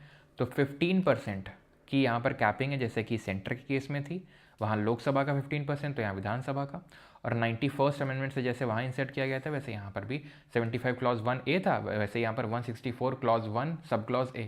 वहाँ पर सब क्लॉज B क्या था कि कोई भी अगर डिफेक्शन के ग्राउंड में डिस्क्वालीफाई होता है तो मिनिस्टरशिप से भी डिस्क्वालीफाई हो जाएगा। सेम यहाँ पे भी है कि अगर कोई डिफेक्शन के ग्राउंड में डिस्क्वालीफाई होता है तो मिनिस्टरशिप से भी डिस्क्वालीफाई हो जाएगा। ऑलराइट, लेकिन वहाँ मिनिमम कोई लिमिटेशन नहीं है, मिनिमम है 12 की, ठीक है, क्लियर। अब यहाँ पर लेजिस्लेटिव असेंबली में मैक्सिमम 500 मेंबर हो सकते हैं, मिनिमम 60 हो सकते हैं, लेकिन कुछ ऐसे स्टेट हैं जहाँ पर मिनिमम 30 भी हो सकते हैं, गोवा, अरुणाचल, सिक्किम में, और मिजोरम में 40 और नागालैंड में 46-46। कॉन्स्टिट्यूएंसीज शुड हैव रफली इक्वल पॉपुलेशन सीट रेशियो, जैसे कि हमने वो डिलिमिटेशन अगर आपको याद पढ़ा था। 81 में लोकसभा दिया हुआ था, 89 ऐड किया, उसमें 170 मिला लेजिस्लेटिव असेंबली। 82 में क्या दिया हुआ था, लिखो कमेंट में जल्दी से। 82 में डिलिमिटेशन कमीशन, परिसीमन आयोग के बारे में दिया हुआ था। वो जो डिलिमिटेशन कमीशन है वो केंद्र के लिए और राज्य के लिए अलग अलग नहीं बैठता है, वो कॉमन होता है। तो फिर सर 171 में क्या होगा, कॉम्पोजिशन होगा लेजिस्लेटिव काउंसिल का, क्योंकि तुम याद करो 80 में, आर्टिकल 80 में, अनुच्छेद 80 में अगर बात करेंगे तो राज्यसभा का कंपोजिशन दिया हुआ था, लेकिन यहाँ पर लेजिस्लेटिव काउंसिल का कंपोजिशन नहीं दिया हुआ है। कॉम्पोजिशन के अलावा यहाँ पर दिया हुआ है कि कैसे अबॉलिश या क्रिएट किया जाएगा। तो यहाँ पे डिलिमिटेशन वाले की जगह यहाँ पर क्या हो जाएगा, कॉम्पोजिशन हो जाएगा लेजिस्लेटिव काउंसिल का। क्या कॉम्पोजिशन होगा? पहली बात तो यहाँ लिमिट सेट करी गई है कि लेजिस्लेटिव काउंसिल में, विधान परिषद में 1/3 से ज़्यादा सदस्य नहीं हो सकते हैं। किसका 1/3? विधानसभा का। यानी किसी राज्य के विधानसभा में अगर 300 मेंबर हैं एग्जाम्पल के तौर पे, तो वहाँ की जो विधान परिषद लेजिस्लेटिव काउंसिल है वहाँ 100 से ज़्यादा मेंबर नहीं हो सकते हैं। यानी 1/3 of LA, 1/3 of legislative assembly. और मिनिमम 40 मेंबर, न्यूनतम 40 सदस्य। समझ में आई आपको ये बात कि टोटल मेंबर्स जो है, मैक्सिमम मेंबर 1/3 से ज़्यादा नहीं होने चाहिए 1/3 असेंबली का, और मिनिमम न्यूनतम 40 तो होने ही चाहिए। इलेक्शन कैसे होता है? जैसे राज्यसभा में होता है इनडायरेक्ट इलेक्शन। जैसे राज्यसभा में 250 मैक्सिमम मेंबर हो सकते हैं, जिसमें 238 इलेक्टेड निर्वाचित इनडायरेक्ट तरीके से और 12 नॉमिनेटेड यानी नामित होते हैं। उसी तरीके से यहाँ पर भी इलेक्टेड भी होते हैं और नॉमिनेटेड भी होते हैं। 1/3 सदस्य जो हैं लोकल अथॉरिटी जैसे म्यूनिसिपैलिटी, डिस्ट्रिक्ट बोर्ड, ये इलेक्ट करके भेजेंगे। 1/3 जो सदस्य हैं उनको विधानसभा के जो सदस्य हैं वो चुन के भेजेंगे विधान परिषद में। तो जैसे अभी ये मैंने आपको एग्जांपल दिया, उपेंद्र कुशवाहा के जो बेटे हैं, ठीक है, जिनको मिनिस्टर बना दिया उपेंद्र कुशवाहा का जो बेटा है, ठीक है, तो उसको विधानसभा के रूट के थ्रू विधान परिषद भेज दिया जाएगा, क्योंकि 1/3 जो होते हैं इलेक्टेड होते हैं लेजिस्लेटिव असेंबली से। वो तो बाएं हाथ का खेल होता है पॉलिटिशियंस के लिए, ठीक है। 1/12 जो मेंबर्स हैं वो इलेक्टेड बाई ग्रेजुएट्स, यानी कि जो एटलीस्ट 3 साल के जो ग्रेजुएट्स होते हैं वो इलेक्ट करके भेजते हैं। 1/12 जो होते हैं elected by teachers with at least 3 years of experience. तो 1/3 लोकल अथॉरिटीज़ भेज रही हैं, 1/3 लेजिस्लेटिव असेंबली भेज रही हैं, 1/12 ग्रेजुएट्स और 1/12 टीचर्स, ठीक है। तो ये कितने हो गए? 5/6 हो गई है। अब बचे कितने? 1/6, 1/6। They are nominated by the governor. ये 1/6 राज्यपाल द्वारा नामांकित किए जाते हैं। जैसे कि 12 मेंबर्स को प्रेसिडेंट नॉमिनेट कर रहा था राज्यसभा में, किस फील्ड में? Literature, science, art, social service में। उसी तरीके से यहाँ literature, science, art, social service और कोऑपरेटिव सोसाइटी में, यानी कि आपका साहित्य, विज्ञान, कला, सहकारी आंदोलन, सामाजिक सेवा। तो ये आपका साहित्य हो गया, विज्ञान हो गया, कला हो गया और सामाजिक सेवा हो गई। और ये जो सहकारी आंदोलन है, कोऑपरेटिव सोसाइटी, ये एक एक्स्ट्रा है जिसको कि 97th अमेंडमेंट से ऐड किया गया था, ध्यान रखना। तो वहाँ पे लिसैस था, यहाँ लिसैस प्लस कोऑपरेटिव सोसाइटी है, खत्म ये चीज़। तो 5/6 member are elected and 1/6 are nominated by governor in these field, लिसैस प्लस कोऑपरेटिव सोसाइटी या कोऑपरेटिव मूवमेंट, ठीक है, कोऑपरेटिव मूवमेंट में जो इन्वॉल्व हो। अब 83 में क्या था सर? 83 में था ड्यूरेशन ऑफ पार्लियामेंट, ड्यूरेशन था ना उनका हाउसेस का। तो 189 ऐड करो तो उसमें 170, तो 172 मिलेगा। वैसे इनका ड्यूरेशन है। लोकसभा का ड्यूरेशन कितना था? 5 साल, तो इसका 5 साल है, unless dissolve earlier. Legislative council वहाँ पे राज्यसभा का कितना था? कोई टेन्योर नहीं था। राज्यसभा तो परमानेंट हाउस होता है, उसके 1/3 सदस्य अगर 2 साल में रिटायर होते रहते हैं तो 1/3 members retire after every 2 years। Hence term is equal to 6 years। जो कार्यकाल है ये 6 साल का हो जाएगा, ठीक है। 173, अब हमने क्या देखा? 83 में जो लिखा हुआ था वही 172 में। 84 में क्या लिखा हुआ था? 84 में लिखा हुआ था क्वालिफिकेशन, तो यहाँ पर 173 में क्वालिफिकेशन है, 89 ऐड कर दो। Must be a citizen of India. Lok Sabha का चुनाव लड़ने के लिए 25 साल, तो वैसे विधानसभा का चुनाव लड़ने के लिए 25 साल। राज्यसभा का चुनाव लड़ने के लिए 30 साल, तो वैसे यहाँ विधान परिषद का चुनाव लड़ने के लिए 30 साल। Must possess other qualifications prescribed by parliament, अगर कोई और क्वालिफिकेशंस कर रखी है। देन 85 में क्या था? वहाँ पे सेशन प्रोरोगेशन डिसोल्यूशन था, तो वैसे यहाँ 174 में है वही। वहाँ पर कौन सेशन को समन कर रहा था? प्रेसिडेंट। प्रोरोग कौन कर रहा था? प्रेसिडेंट। लोकसभा को डिसॉल्व कौन कर रहा था? प्रेसिडेंट। तो वही सारे काम यहाँ गवर्नर करेगा। समन करना, प्रोरोग करना, लेजिस्लेटिव असेंबली को डिसॉल्व करना, वो सारे काम गवर्नर करेगा, ठीक। जैसे वहाँ मैक्सिमम गैप 6 महीने हो सकता है, वैसे यहाँ पर भी जो रेसेस का टाइम पीरियड है वो 6 महीने से ज़्यादा का नहीं हो सकता, अधिकतम जो अंतराल है। वैसे वहाँ पे 3 सेशन होते हैं, वैसे यहाँ पे भी 3 सेशन होते हैं। बजट सत्र होता है, मानसून सत्र होता है, शीतकालीन सत्र होता है। देन वहाँ पर 86 में क्या था? 86 अगर आपको याद हो रहा हो तो प्रेसिडेंट का एड्रेस था, मैसेज था कि वो राष्ट्रपति कोई भी संदेश भिजवा सकता है हाउस के लिए, वैसे यहाँ राज्यपाल भिजवा सकता है कोई भी संदेश। 87 में क्या था? जिसको मोशन ऑफ थैंक्स बोल रहे थे, जो मोशन ऑफ थैंक्स बोल रहे थे, जो स्पेशल एड्रेस था प्रेसिडेंट का, यानी कि राष्ट्रपति का विशेष संबोधन था। कब हो रहा था राष्ट्रपति का विशेष संबोधन? जब वो दोनों हाउसेस साथ में बैठे हुए हैं, दोनों हाउसेस के सारे मेंबर्स बैठे हुए हैं, और राष्ट्रपति सरकार की नीतियों के बारे में बता रहा है कि सरकार ने क्या क्या काम किया है और आगे क्या क्या सरकार काम करेगी, वो सारी नीतियों के बारे में वहाँ राष्ट्रपति बैठ के बताता है। उसी तरीके से जो राज्यपाल है वो बताएगा। अगर दो हाउसेस है तो दोनों को बताएगा, नहीं तो एक को बताएगा। जैसे हमने देखा ये यहाँ पर इन 6 राज्यों में क्या है, दोनों हाउसेज हैं, तो इन राज्यों को हम बोलेंगे कि यहाँ बाई कैमरल लेजिस्लेचर है, द्विसदनीय विधानमंडल है। ठीक है, तो यहाँ दोनों हाउसेज साथ में होंगे, यानी एक है तो एक ही होगा। जैसे वहाँ पे स्पेशल एड्रेस था 87 में, 87 में 89 ऐड करोगे तो 176 में स्पेशल एड्रेस बाई गवर्नर होगा। देन 88 में क्या था, रिकॉल करो, 88 में। तुम मेरे स्लाइड को चेंज करने से पहले रिकॉल कर लिया करो अपने आप से कि 88 में क्या दिया हुआ था। तो वहाँ दिया हुआ था कि मिनिस्टर्स के राइट क्या है, मिनिस्टर और अटॉर्नी जनरल के। तो ये अधिकार है कि वो किसी भी सदन में जाके बोल सकते हैं, ठीक है, प्रोसीडिंग्स में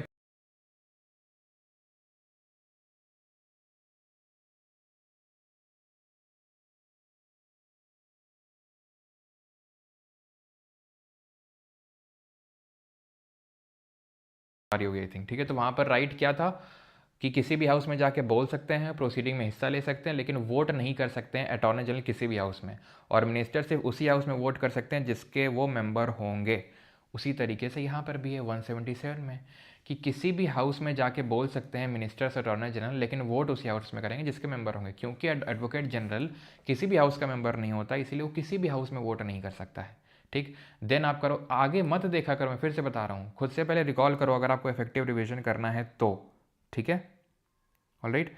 देन आपका आता है 89, 89 में क्या था, ऑफिसर्स शुरू हो गए थे। याद करो, ऑफिसर शुरू हो गए थे। अब यहाँ पे कैच है, क्या कैच है? ठीक है, वॉइस अभी आ रही होगा, ठीक है, आ रही होगी।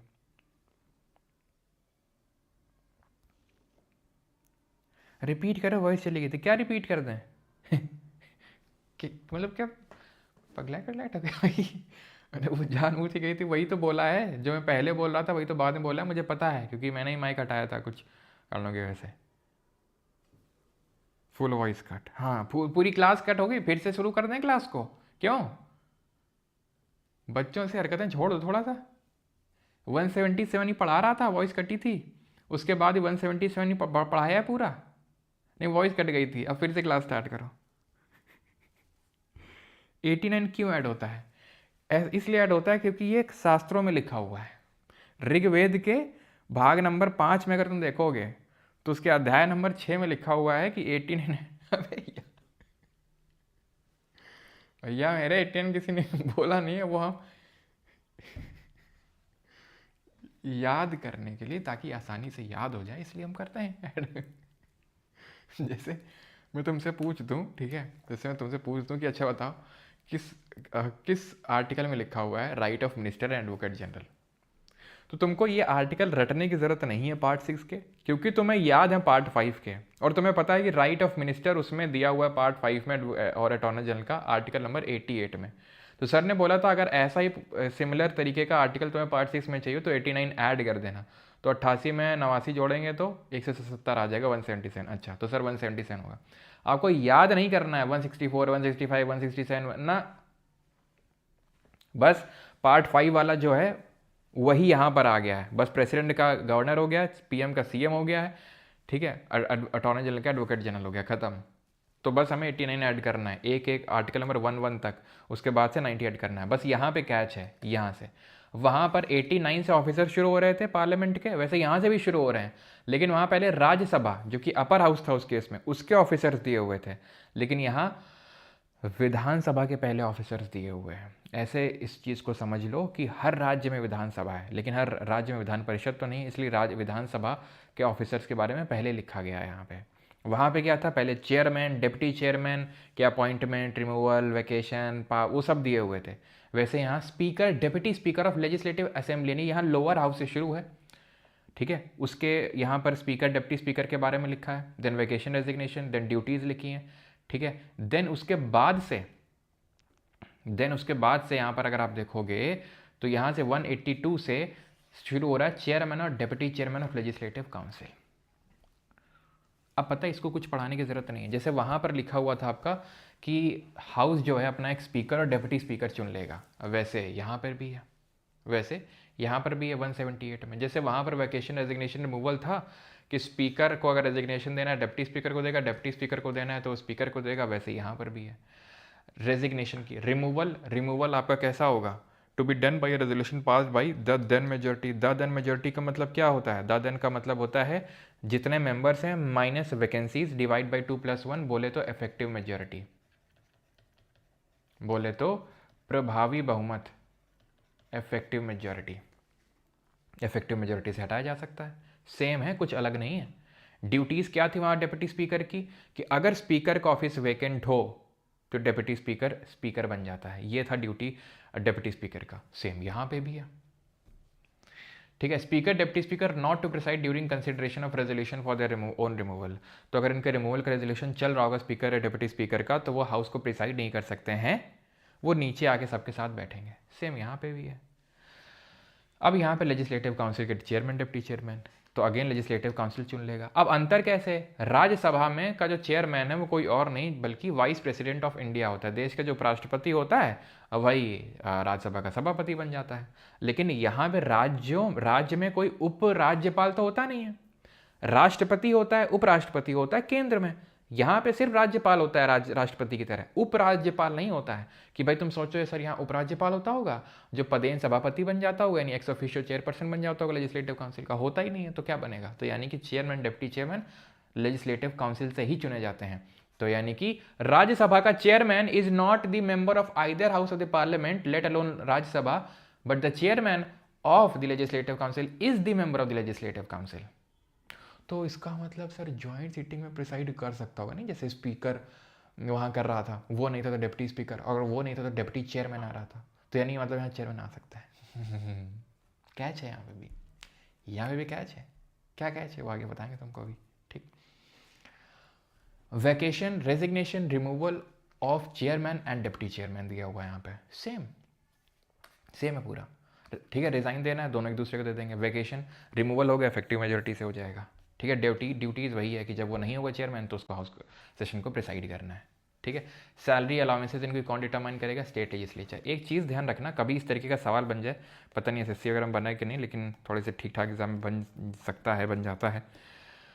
और वो ये है कि स्पीकर पद के लिए कोई अलग से शपथ नहीं होती है, रिमेंबर दिस थिंग। तो इसीलिए हम कहीं ओथ नहीं पढ़ते हैं कि स्पीकर डिप्टी स्पीकर के, ना तो हमने कहीं पढ़ा था सेंटर में यूनियन में कोई अलग से ओथ नहीं लेनी होती, सिर्फ उनको हाउस की मेंबरशिप की ओथ लेनी होती है, नॉर्मल मेंबर की तरह कोई अलग से ओथ नहीं लेनी होती है उस पर्टिकुलर ऑफिस के लिए, स्पीकर डिप्टी स्पीकर के लिए। देन वहाँ पर जैसे आपका सेक्रेटेरिएट आ रहा था, उसके बाद तो यहाँ सेक्रेटेरिएट है स्टेट लेजिस्लेचर का। देन वहाँ पर आपका याद करो 99 में ओथ और एफर्मेशन दिया हुआ था मेंबर का, तो 89 ऐड कर दो। तो अब आपको, क्योंकि जैसे कोई पूछ रहा था ना कि 18 क्यों ऐड करते हैं, तो मैं अगर तुमसे पूछूं ओथ और एफर्मेशन बाई मेंबर्स ऑफ जो स्टेट लेजिस्लेचर है किस आर्टिकल में, तो तुमको पता है पार्लियामेंट वाला किस आर्टिकल में, 99, तो 89 ऐड कर दो, समझ रहे हो। देन आपका 100 में लिखा हुआ था वोटिंग इन हाउस, है ना, वैकेंसी लिखा हुआ था, कोरम लिखा हुआ था। तो अब अगर तुमसे कोई पूछ ले कि कोरम स्टेट लेजिस्लेचर का किस आर्टिकल मेंशन है, तो तुमको रटने की जरूरत नहीं कि 189 में, तुमको पता है कि सेंटर में कोरम दिया हुआ है आर्टिकल 100 में, तो 89 ऐड कर दो तो 189। तो वोटिंग कैसे होती है, वोटिंग अगेन जैसे वहाँ पर पढ़ा था, एक तो फर्स्ट इंस्टेंस पे होती है जहाँ पे सारे मेंबर्स वोट करते हैं, और अगर वोट की इक्वालिटी हो जाए, वोट अगर मान लो बराबर हो जाए, तो ये जो है कास्टिंग वोट या डिसाइडिंग वोट या निर्णायक मत डालता है, अगर इक्वालिटी वोट हो जाए तो। वैसे यहाँ पे भी है, लेकिन अगर इसके रिमूवल का रेजोल्यूशन चल रहा हो तो ये यहाँ आके बैठेगा, यहाँ आके बैठेगा, तो इसके पास वोटिंग एट फर्स्ट इंस्टेंस हो जाएगा, कास्टिंग वोट चला जाएगा, क्योंकि कास्टिंग वोट जब आप हाउस को प्रिसाइड कर रहे होगे तभी मिलता है, ठीक है। सेम यहाँ पे भी है, अगर रिमूवल का रेजोल्यूशन चल रहा होगा तो फिर कास्टिंग वोट चला जाएगा, फर्स्ट इंस्टेंस का आ जाएगा। एक चीज़ ध्यान रखना कि जैसे वहाँ पे था कि deputy speaker is not a सब ऑर्डिनेट ऑफिस अंडर स्पीकर, उसी तरह यहाँ भी है, डेप्यूटी स्पीकर कोई सब ऑर्डिनेट नहीं है, और जब स्पीकर हाउस को प्रिसाइड कर रहा हो तो deputy speaker is like any other member of the house, normal member की तरह वो रहेगा। और इसी तरह के एक और लाइन याद करना कि office of governor is not an employment under central government, ऐसा सुप्रीम कोर्ट का कहना था। क्या कहना था कि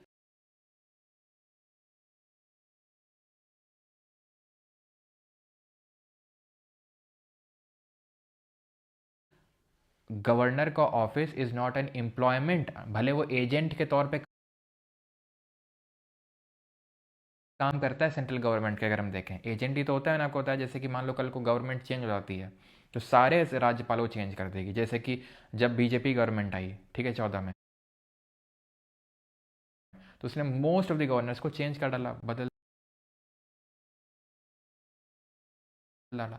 कल को गवर्नमेंट मान लो चेंज होती है, वो भी कर दे, क्योंकि वो जो अपने लॉयल लोग होते हैं उनको बिठाते हैं वहाँ पे, तो इसीलिए कई बार उसके एलिगेशंस लगते हैं उस ऑफिस में कि एजेंट के तौर पे है, ठीक है। लेकिन सुप्रीम कोर्ट का ऐसा कहना था ये कोई एम्प्लॉयमेंट नहीं है सेंट्रल गवर्नमेंट के अंदर अंडर में, ठीक है, क्लियर है। कोरम जैसे वहाँ पे 10% था, 1/10 ऑफ द हाउस, वैसे यहाँ पर भी है। जैसे वहाँ पर 101 में वैकेशन ऑफ सीट था, वैसे यहाँ वैकेशन ऑफ सीट है कि अगर आप if a person is member of both the houses यानी एल और एल दोनों का बन जाए, या अगर रिज़ाइन कर दे, या कुछ और सब्जेक्ट डिस्क्वालिफिकेशन है। डिस्क्वालिफिकेशन कब कब होती है, वो 19 जैसे वहाँ 102 में था,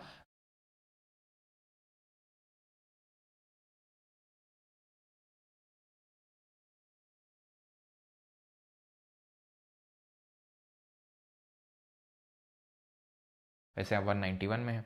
अगर ऑफिस ऑफ प्रॉफिट है, अनसाउंड माइंड, अनडिस्चार्ज इंसॉल्वेंट, या फिर एंटी डिफेक्शन लॉ के तहत किया गया है मेड बाई पार्लियामेंट।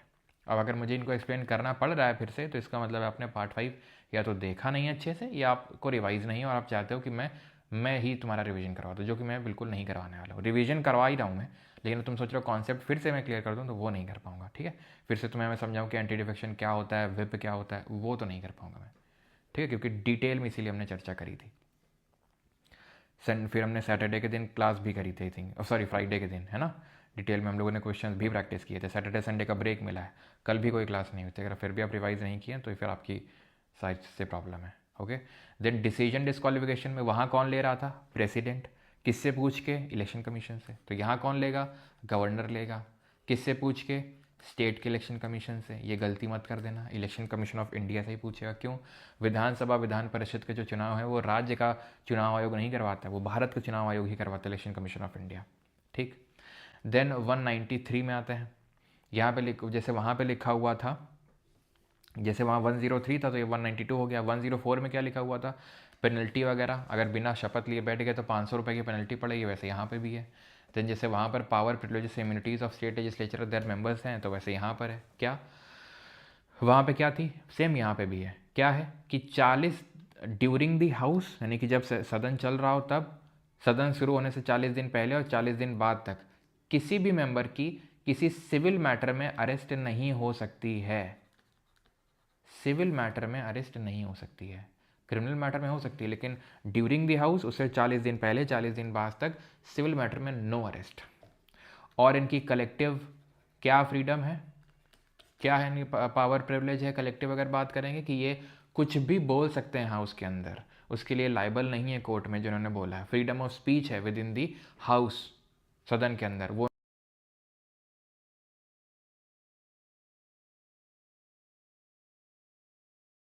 उनका सदन ही डिसाइड करेगा कि पनिश कर देना है नहीं करना, पनिशमेंट करनी है किसी को नहीं करनी है। सैलरी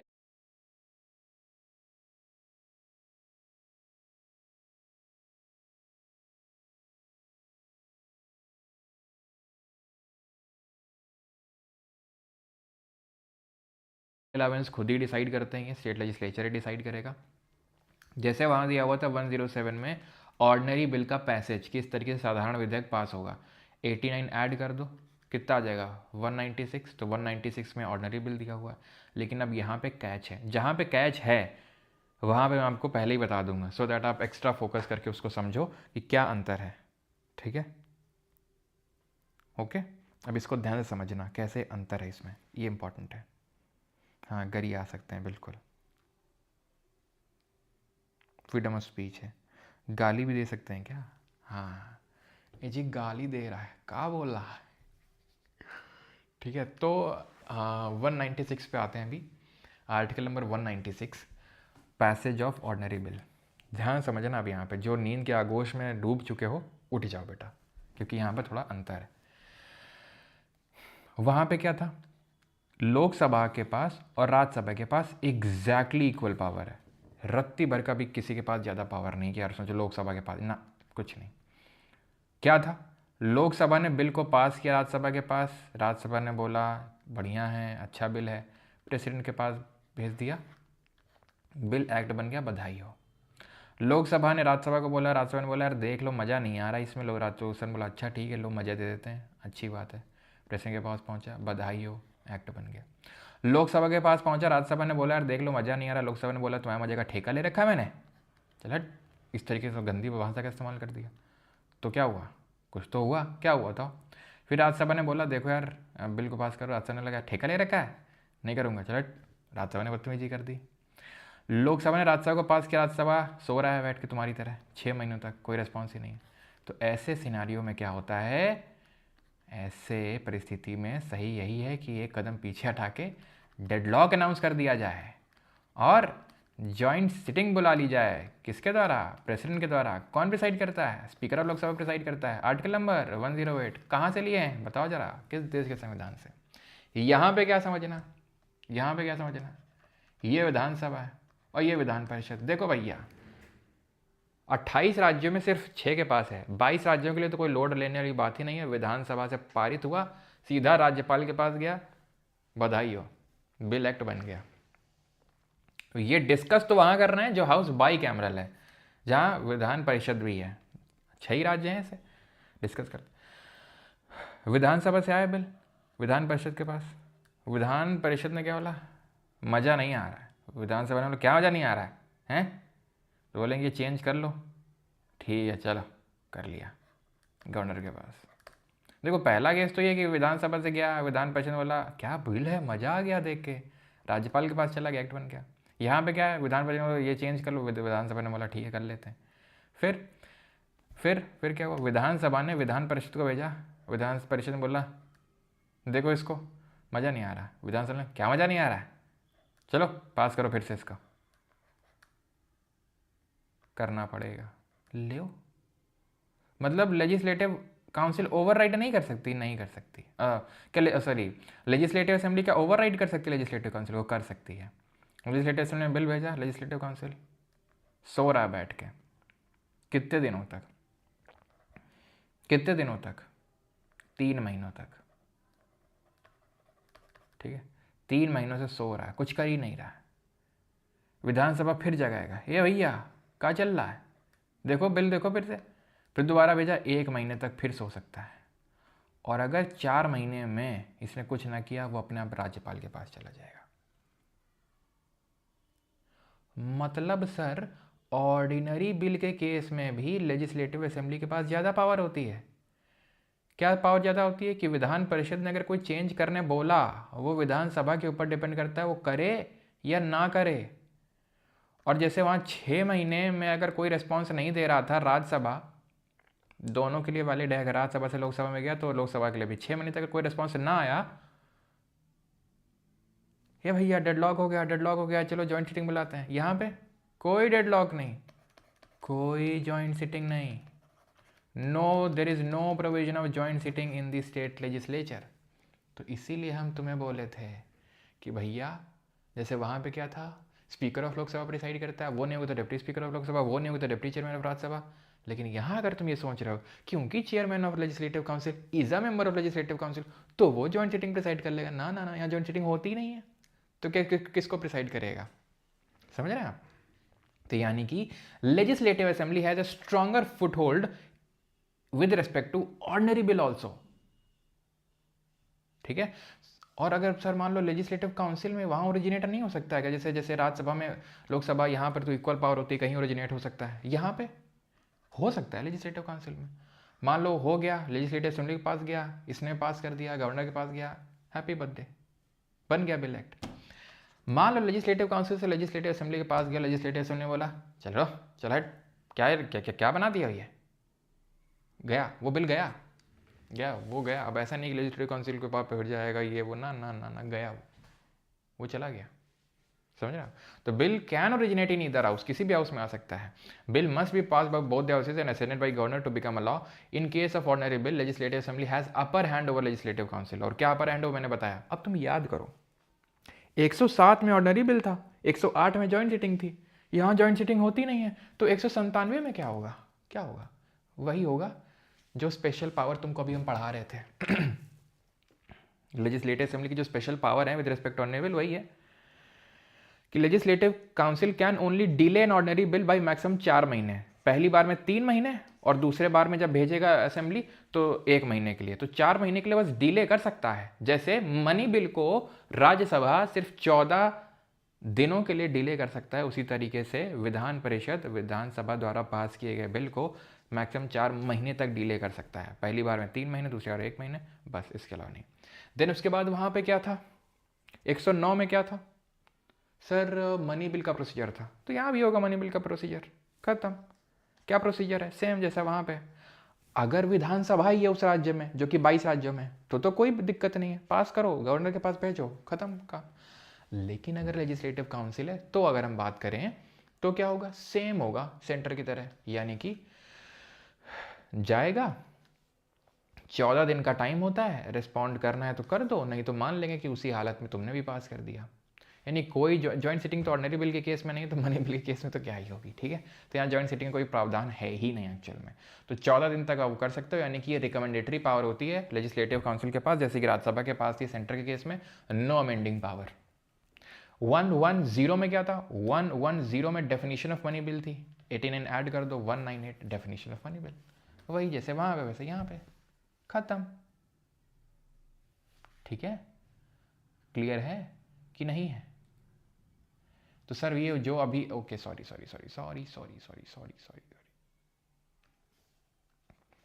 जो अभी मैं यहाँ पे पढ़ा रहा था वो 197 में था, जो वहाँ 197 में लिखा हुआ है, मैंने वो जो लिखा हुआ है उसको नोटिस नहीं किया, तो यही जो चीज़ है ना जो बता रहा था 197 में, जैसे वहाँ जॉइंट सिटिंग, यहाँ जॉइंट सिटिंग तो है नहीं, तो 197 में वही जो यहाँ पर एक्सप्लेन किया वही यहाँ पर लिख दिया उन्होंने, ये मैंने नोटिस नहीं किया, ठीक है। Then procedure of money bill, वो जैसे वहाँ पर 109 में है, 109 में 89 ऐड करोगे तो यहाँ प्रोसीजर है, 110 में वहाँ डेफिनीशन है, तो यहाँ पर 199 में यहाँ डेफिनीशन है। फिर 111 में क्या था वहाँ पे, 111 में राष्ट्रपति की सहमति थी, एसेंट ऑफ प्रेसिडेंट था कि कोई भी बिल जाएगा राष्ट्रपति के पास या तो वो उसको सहमति दे देगा यानी एसेंट दे देगा अपनी, या क्या कर लेगा, अपनी नेगेटिव वीटो पावर का यूज़ कर लेगा। और वीटो पावर जो है वो 3 तरह की होती है, होती तो 4 तरीके की होती है, लेकिन जो क्वालिफाइड वीटो होता है वो इंडियन प्रेसिडेंट के पास नहीं होता है। तो इंडियन प्रेसिडेंट के पास एक तो एब्सोल्यूट वीटो होता है, दूसरा होता है सस्पेंसिव वीटो, निरंकारी जिसको बोलते हैं, ये पूर्ण वीटो हो गया, ये निरंकारी हो गया, और एक हो गया पॉकेट वीटो। इसमें क्या है, मना कर दिया, इसमें क्या है, रिटर्न कर दिया, इसमें क्या है, नो रिस्पॉन्स। भाई ये तो कोई रिस्पॉन्स ही नहीं दे रहा है। वैसे यहाँ गवर्नर के पास वहाँ 111 में 89 ऐड कर दो तो 200 में, ओके। लेकिन गवर्नर के पास एक एक्स्ट्रा पावर होती है, क्या क्या पावर होती है, ये पावर होती है कि वो बिल को राष्ट्रपति के लिए रिजर्व कर सकता है। अगर उसको लगता है कि इसमें हमें कुछ समझ नहीं आ रहा और इसको तो राष्ट्रपति जी के पास भेजने की ज़रूरत है, ये तो राष्ट्रपति जी देखेंगे, इसमें मैं तो ज़्यादा कुछ समझ नहीं आ रहा, ये तो राष्ट्रपति महोदय के पास भेजने की ज़रूरत है। 201 में सर 112 में तो बजट लिखा हुआ था, 89 ऐड कर देंगे तो वो 201 हो जाएगा, तो यहाँ बजट तो है नहीं, तो ये तो टिरिक फेल हो गई। तो तभी तो बोले थे जैसे ही 112 आए तो 90 ऐड कर देना। तो 112 में क्या था, बजट था, एनुअल फाइनेंशियल स्टेटमेंट, 90 ऐड करोगे, आ गया देखो बजट 202 में। यानी जो एक्स्ट्रा वाली चीज़ थी उसने ही क्या किया, इस 89 को 90 में कन्वर्ट कर दिया। समझ आई चीज़। अगर ये ना होता, अगर इसको इसी आर्टिकल में दे दिया गया होता तो हम तुमको बोलते ही नहीं, क्या क्या कि तुम 73 से लेके 111 तक 89 ऐड कर देना, तो तुमको स्टेट लेजिस्लेचर का आर्टिकल मिल जाएगा, और 112 से लेके 123 90 ऐड कर देना, ये हम तुमको बोलते ही नहीं। हम तुमको सिर्फ यही बोल देते 89 ऐड कर दो, अगर ये वाली चीज़ को जो लिखी हुई है इसको इसी में डाल दिए होते तो। लेकिन ये क्या है, ये एक्स्ट्रा पावर है गवर्नर के पास। क्या पावर है कि प्रेसिडेंट के लिए रिजर्व कर सकता है। अब एक चीज़ ध्यान से सुनो तमिलनाडु के केस में जो गवर्नर थे RN रवि, वो सारे बिल को रिजर्व किए ले रहे थे, जो भी स्टेट लेजिस्लेचर पास करे ये जो है प्रेसिडेंट के रिजर्व्ड, ये प्रेसिडेंट के रिजर्व्ड, एसेंट दे ही नहीं रहे। तमिलनाडु की गवर्नमेंट हो गई परेशान, हो गई मद्रास हाई कोर्ट में कि भाई ये गवर्नर क्या कर रहे हैं, मतलब बिल को पास ही नहीं होने दे रहे हैं, हर बिल में कोई एसेंट नहीं दे रहे हैं, किसी को प्रेसिडेंट के लिए रिजर्व कर रहे हैं, ये सब क्या चल रहा है। मद्रास हाई कोर्ट ने बोला हमें भी नहीं पता चाहे क्या चल रहा है, जाओ कहीं और जाओ। सुप्रीम कोर्ट गए वो, सुप्रीम कोर्ट ने फिर गवर्नर को लताड़ लगाई, पहली बात तो सारे बिल पास करती है अपने आप ही, यानी कि जो काम गवर्नर का था वो सुप्रीम कोर्ट ने कर डाला, यानी कि यहाँ पर किसका हनन हुआ, आर्टिकल नंबर 50 का हुआ क्या? हाँ, क्या separation of executive and judiciary की बात है, सेपरेशन ऑफ एग्जीक्यूटिव जुडिशरी, यानी कि एक तरीके से जुडिशरी ने काइंड ऑफ लेजिस्लेचर का काम कर दिया अगर हम देखें तो प्रेसिडेंट जी गुस्सा गई द्रौपदी मुर्मू जी। आर्टिकल नंबर 143 हम पढ़ेंगे, ठीक है। तो उसका यूज करके प्रेसिडेंट ने सुप्रीम कोर्ट से 14 सवाल दाग दिए। क्या दाग दिया? क्योंकि सुप्रीम कोर्ट ने क्या किया, ना सिर्फ उन बिल को पास किया बल्कि ये रूल्स गाइडलाइंस बनाई कि भाई इतने टाइम लिमिट में गवर्नर को किसी बिल को एसेंट देनी ही होगी, मैंडेटरी कर दिया, टाइम लिमिट प्रेस्क्राइब कर दी, ठीक। फिर प्रेसिडेंट ने सवाल दागे 14 सवाल कि क्या सुप्रीम कोर्ट अब लेजिस्लेचर का काम करेगी? क्या कॉन्स्टिट्यूशन में तो कहीं नहीं लिखा है कि गवर्नर या प्रेसिडेंट के लिए क्या टाइम लिमिट होनी चाहिए किसी बिल में एसेंट देने के लिए, कहीं नहीं लिखा है। तो क्या सुप्रीम कोर्ट कॉन्स्टिट्यूशन में अमेंडमेंट कर डालेगी? तो इसीलिए अभी नवंबर में 20 नवंबर को सुप्रीम कोर्ट ने यू टर्न ले लिया अपने पुराने डिसीजन से। कोई 10-20 साल पहले की बात नहीं बता रहा हूँ ये, ठीक है। ये बस ठीक है, मुश्किल से 4-5-6 महीने पहले की बात होगी जब ये सुप्रीम कोर्ट की रूलिंग आई थी, और अभी फिर से उस जो 4-5 महीने पहले बोला था उससे पलट गई सुप्रीम कोर्ट, और उसने 20 नवंबर को क्या बोला कि ऐसी कोई टाइम लिमिट नहीं है, यानी अपने जजमेंट को ही ओवरटर्न कर दिया कि ऐसी कोई टाइम लिमिट नहीं है। तो पिछले बैच में तो आई थिंक मैंने बैच में तो पता नहीं सीट आई थिंक बताया था पिछले बैच में ये सारी क्या कैसा क्या होता है, क्या टाइम लिमिट बताई सुप्रीम कोर्ट ने, लेकिन अब तुम्हें बताऊंगा नहीं मैं, तुम्हारे लिए आसान हो गई चीज़ें। क्यों? क्योंकि फिर से सुप्रीम कोर्ट ने बोल दिया कि कोई टाइम लिमिट नहीं है, जब मन हो गवर्नर का प्रेसिडेंट का तब दे वो, ठीक है। तो ऐसी कोई टाइम लिमिट हमें पढ़ने की ज़रूरत नहीं है।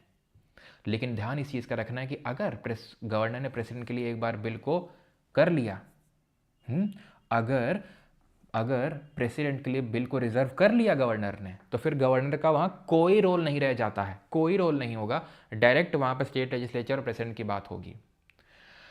जैसे वहां पर मनी बिल में सस्पेंसिव वीटो का यूज नहीं किया जा सकता था, वैसे यहां पर भी नहीं किया जा सकता है, यानी कि रिटर्न नहीं किया जा सकता है। जैसे वहां पे अगर बिल को रिटर्न किया गया बाय प्रेसिडेंट, ध्यान सुनना, तो काउंसिल ऑफ मिनिस्टर ओवरराइड कर देगी उसको, यानी दोबारा अगर भेजेगी तो अब एसेंट देनी पड़ेगी किसको? प्रेसिडेंट को।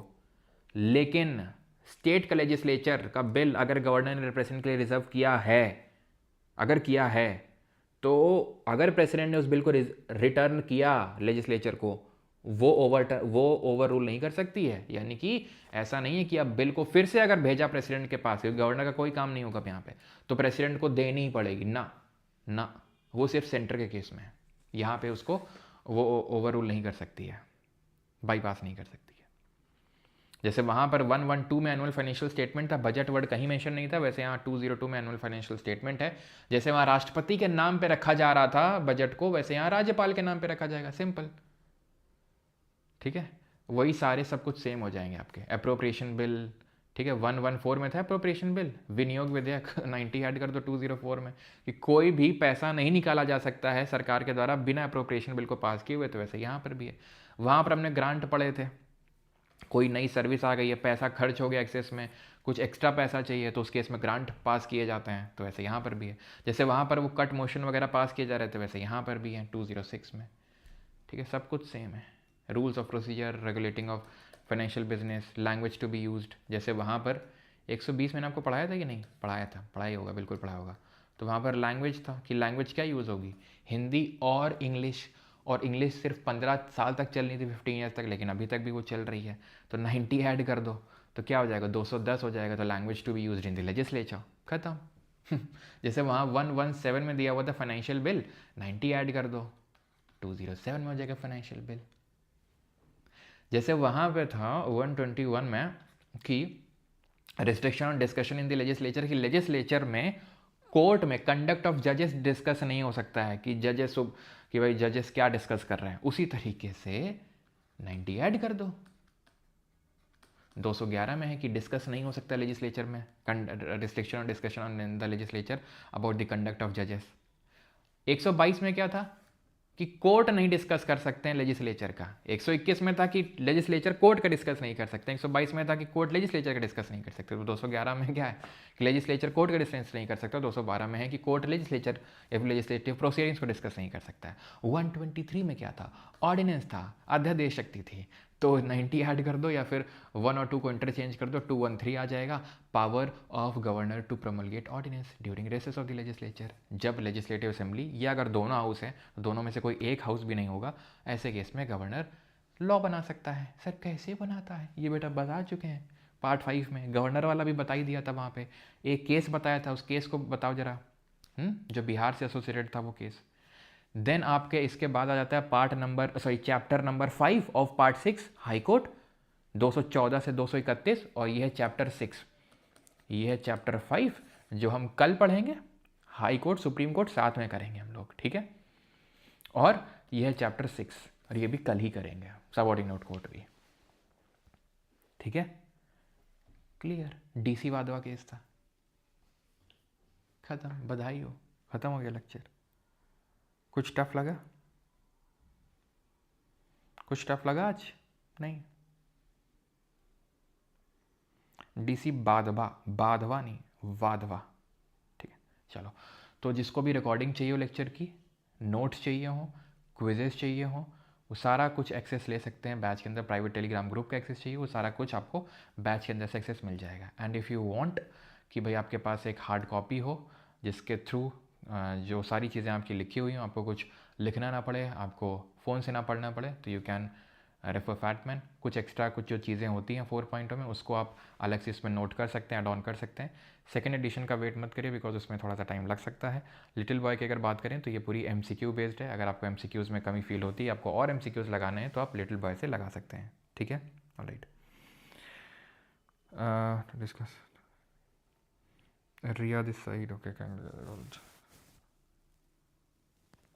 देखिए रिया जी, अभी एस मैथ्स वगैरह का अब मैंने टीम से डिस्कस किया, तो शायद आपने कांटेक्ट किया होगा। तो एस अभी हम मैथ्स का ऐसा कुछ नहीं स्टार्ट कर रहे हैं BYQ सीरीज़, तो मतलब अभी हम ये सारी चीज़ें नहीं कर पाएंगे, ठीक है।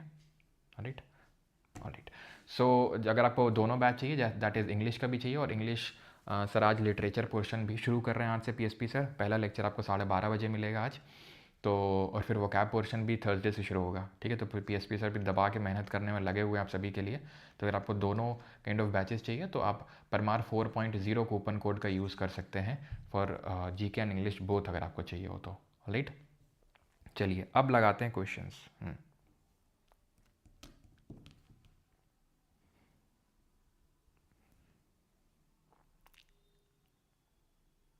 Saying no is too hard.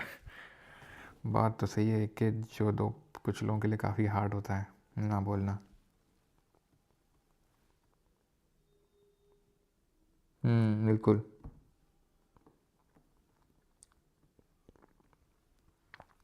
क्या और इन चैप्टर 4, ये है ना चैप्टर 4।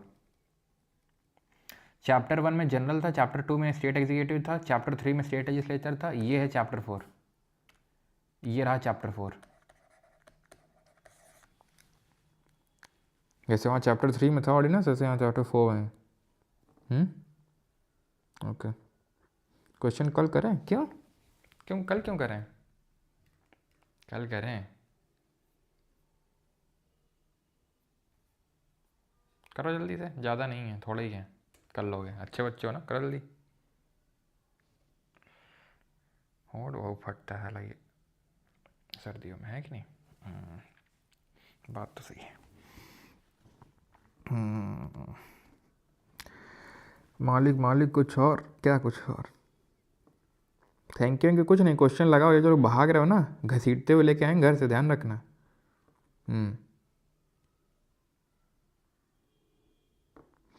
कल वाली क्लास शो नहीं हो रही है ऐप में, कल हुई नहीं थी अंकुर। कल जो हुई थी करंट अफेयर की क्लास हुई थी, वो पड़ा हुआ है आपका यहाँ पर, यहीं पे यूट्यूब पे ही, ठीक है। कल करंट अफेयर हुए थे। हाँ, करते हैं। पहला क्या था? The governor of state is not answerable to any court for the exercise and performance of the yes, answerable नहीं है जिस तरीके से प्रेसिडेंट नहीं होता। No criminal proceeding shall be instituted और continued against the governor. Yes, जो power president के पास थी वही सेम राज्यपाल के पास है। भाई सिविल प्रोसीडिंग नहीं चलाई जा सकती है मेंबर ऑफ पार्लियामेंट या फिर मेंबर ऑफ जो स्टेट लेजिस्लेचर उनके खिलाफ, जब सदन चल रहा है तब 40 दिन पहले, 40 दिन बाद। क्रिमिनल नहीं चलाई जा सकती है इन लोग खिलाफ। किसके खिलाफ? प्रेसिडेंट और गवर्नर के खिलाफ। सिविल चलाई जा सकती है, वो भी 2 महीने का प्रायर नोटिस देने के बाद। सेम है, ठीक है। Member of state legislature are not liable to any proceeding in any court in respect of anything within the house. कुछ उन्होंने बोला है उसके लिए वो कोर्ट में लाइबल नहीं है। देख रहे हैं आईएएस बन गए आप बेटा, नहीं आप आईएएस बन गए।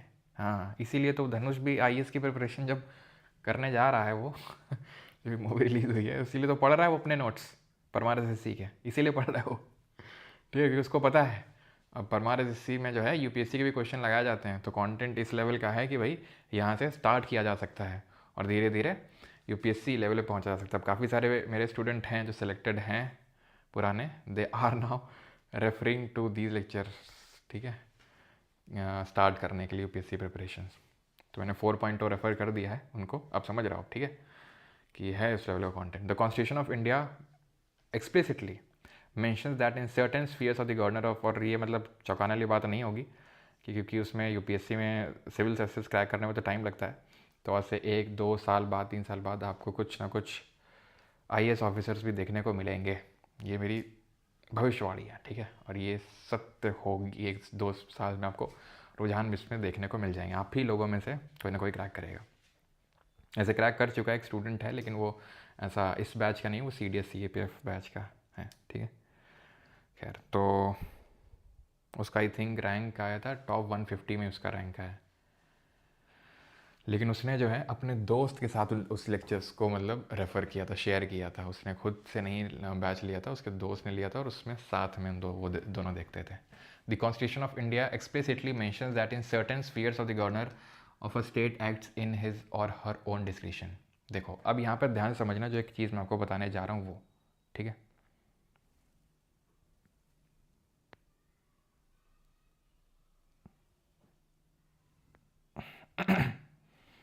आप ही हो गए, वो और कौन होगा।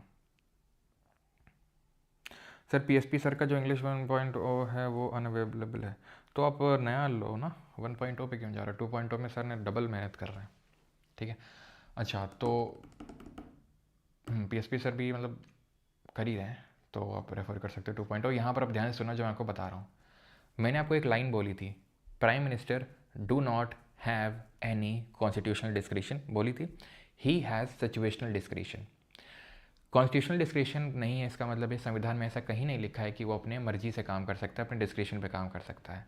लेकिन ऐसी कुछ सिचुएशन आ जाती हैं, जैसे कि हंग पार्लियामेंट मैंने आपको बताया था कि किसी पार्टी को क्लियर मेजोरिटी नहीं मिली, उस केस में प्राइम मिनिस्टर सेलेक्ट करने के लिए वो अपने डिस्क्रिशन का यूज़ कर सकता है, बिकॉज अभी कोई इस तरह की काउंसिल ऑफ मिनिस्टर बनी ही नहीं है। तब गवर्नर के पास भी ऐसी सिचुएशनल डिस्क्रिशन होती है, लेकिन ऑन टॉप ऑफ दैट उसके पास कॉन्स्टिट्यूशनल डिस्क्रिशन भी होती है। सर कैसे?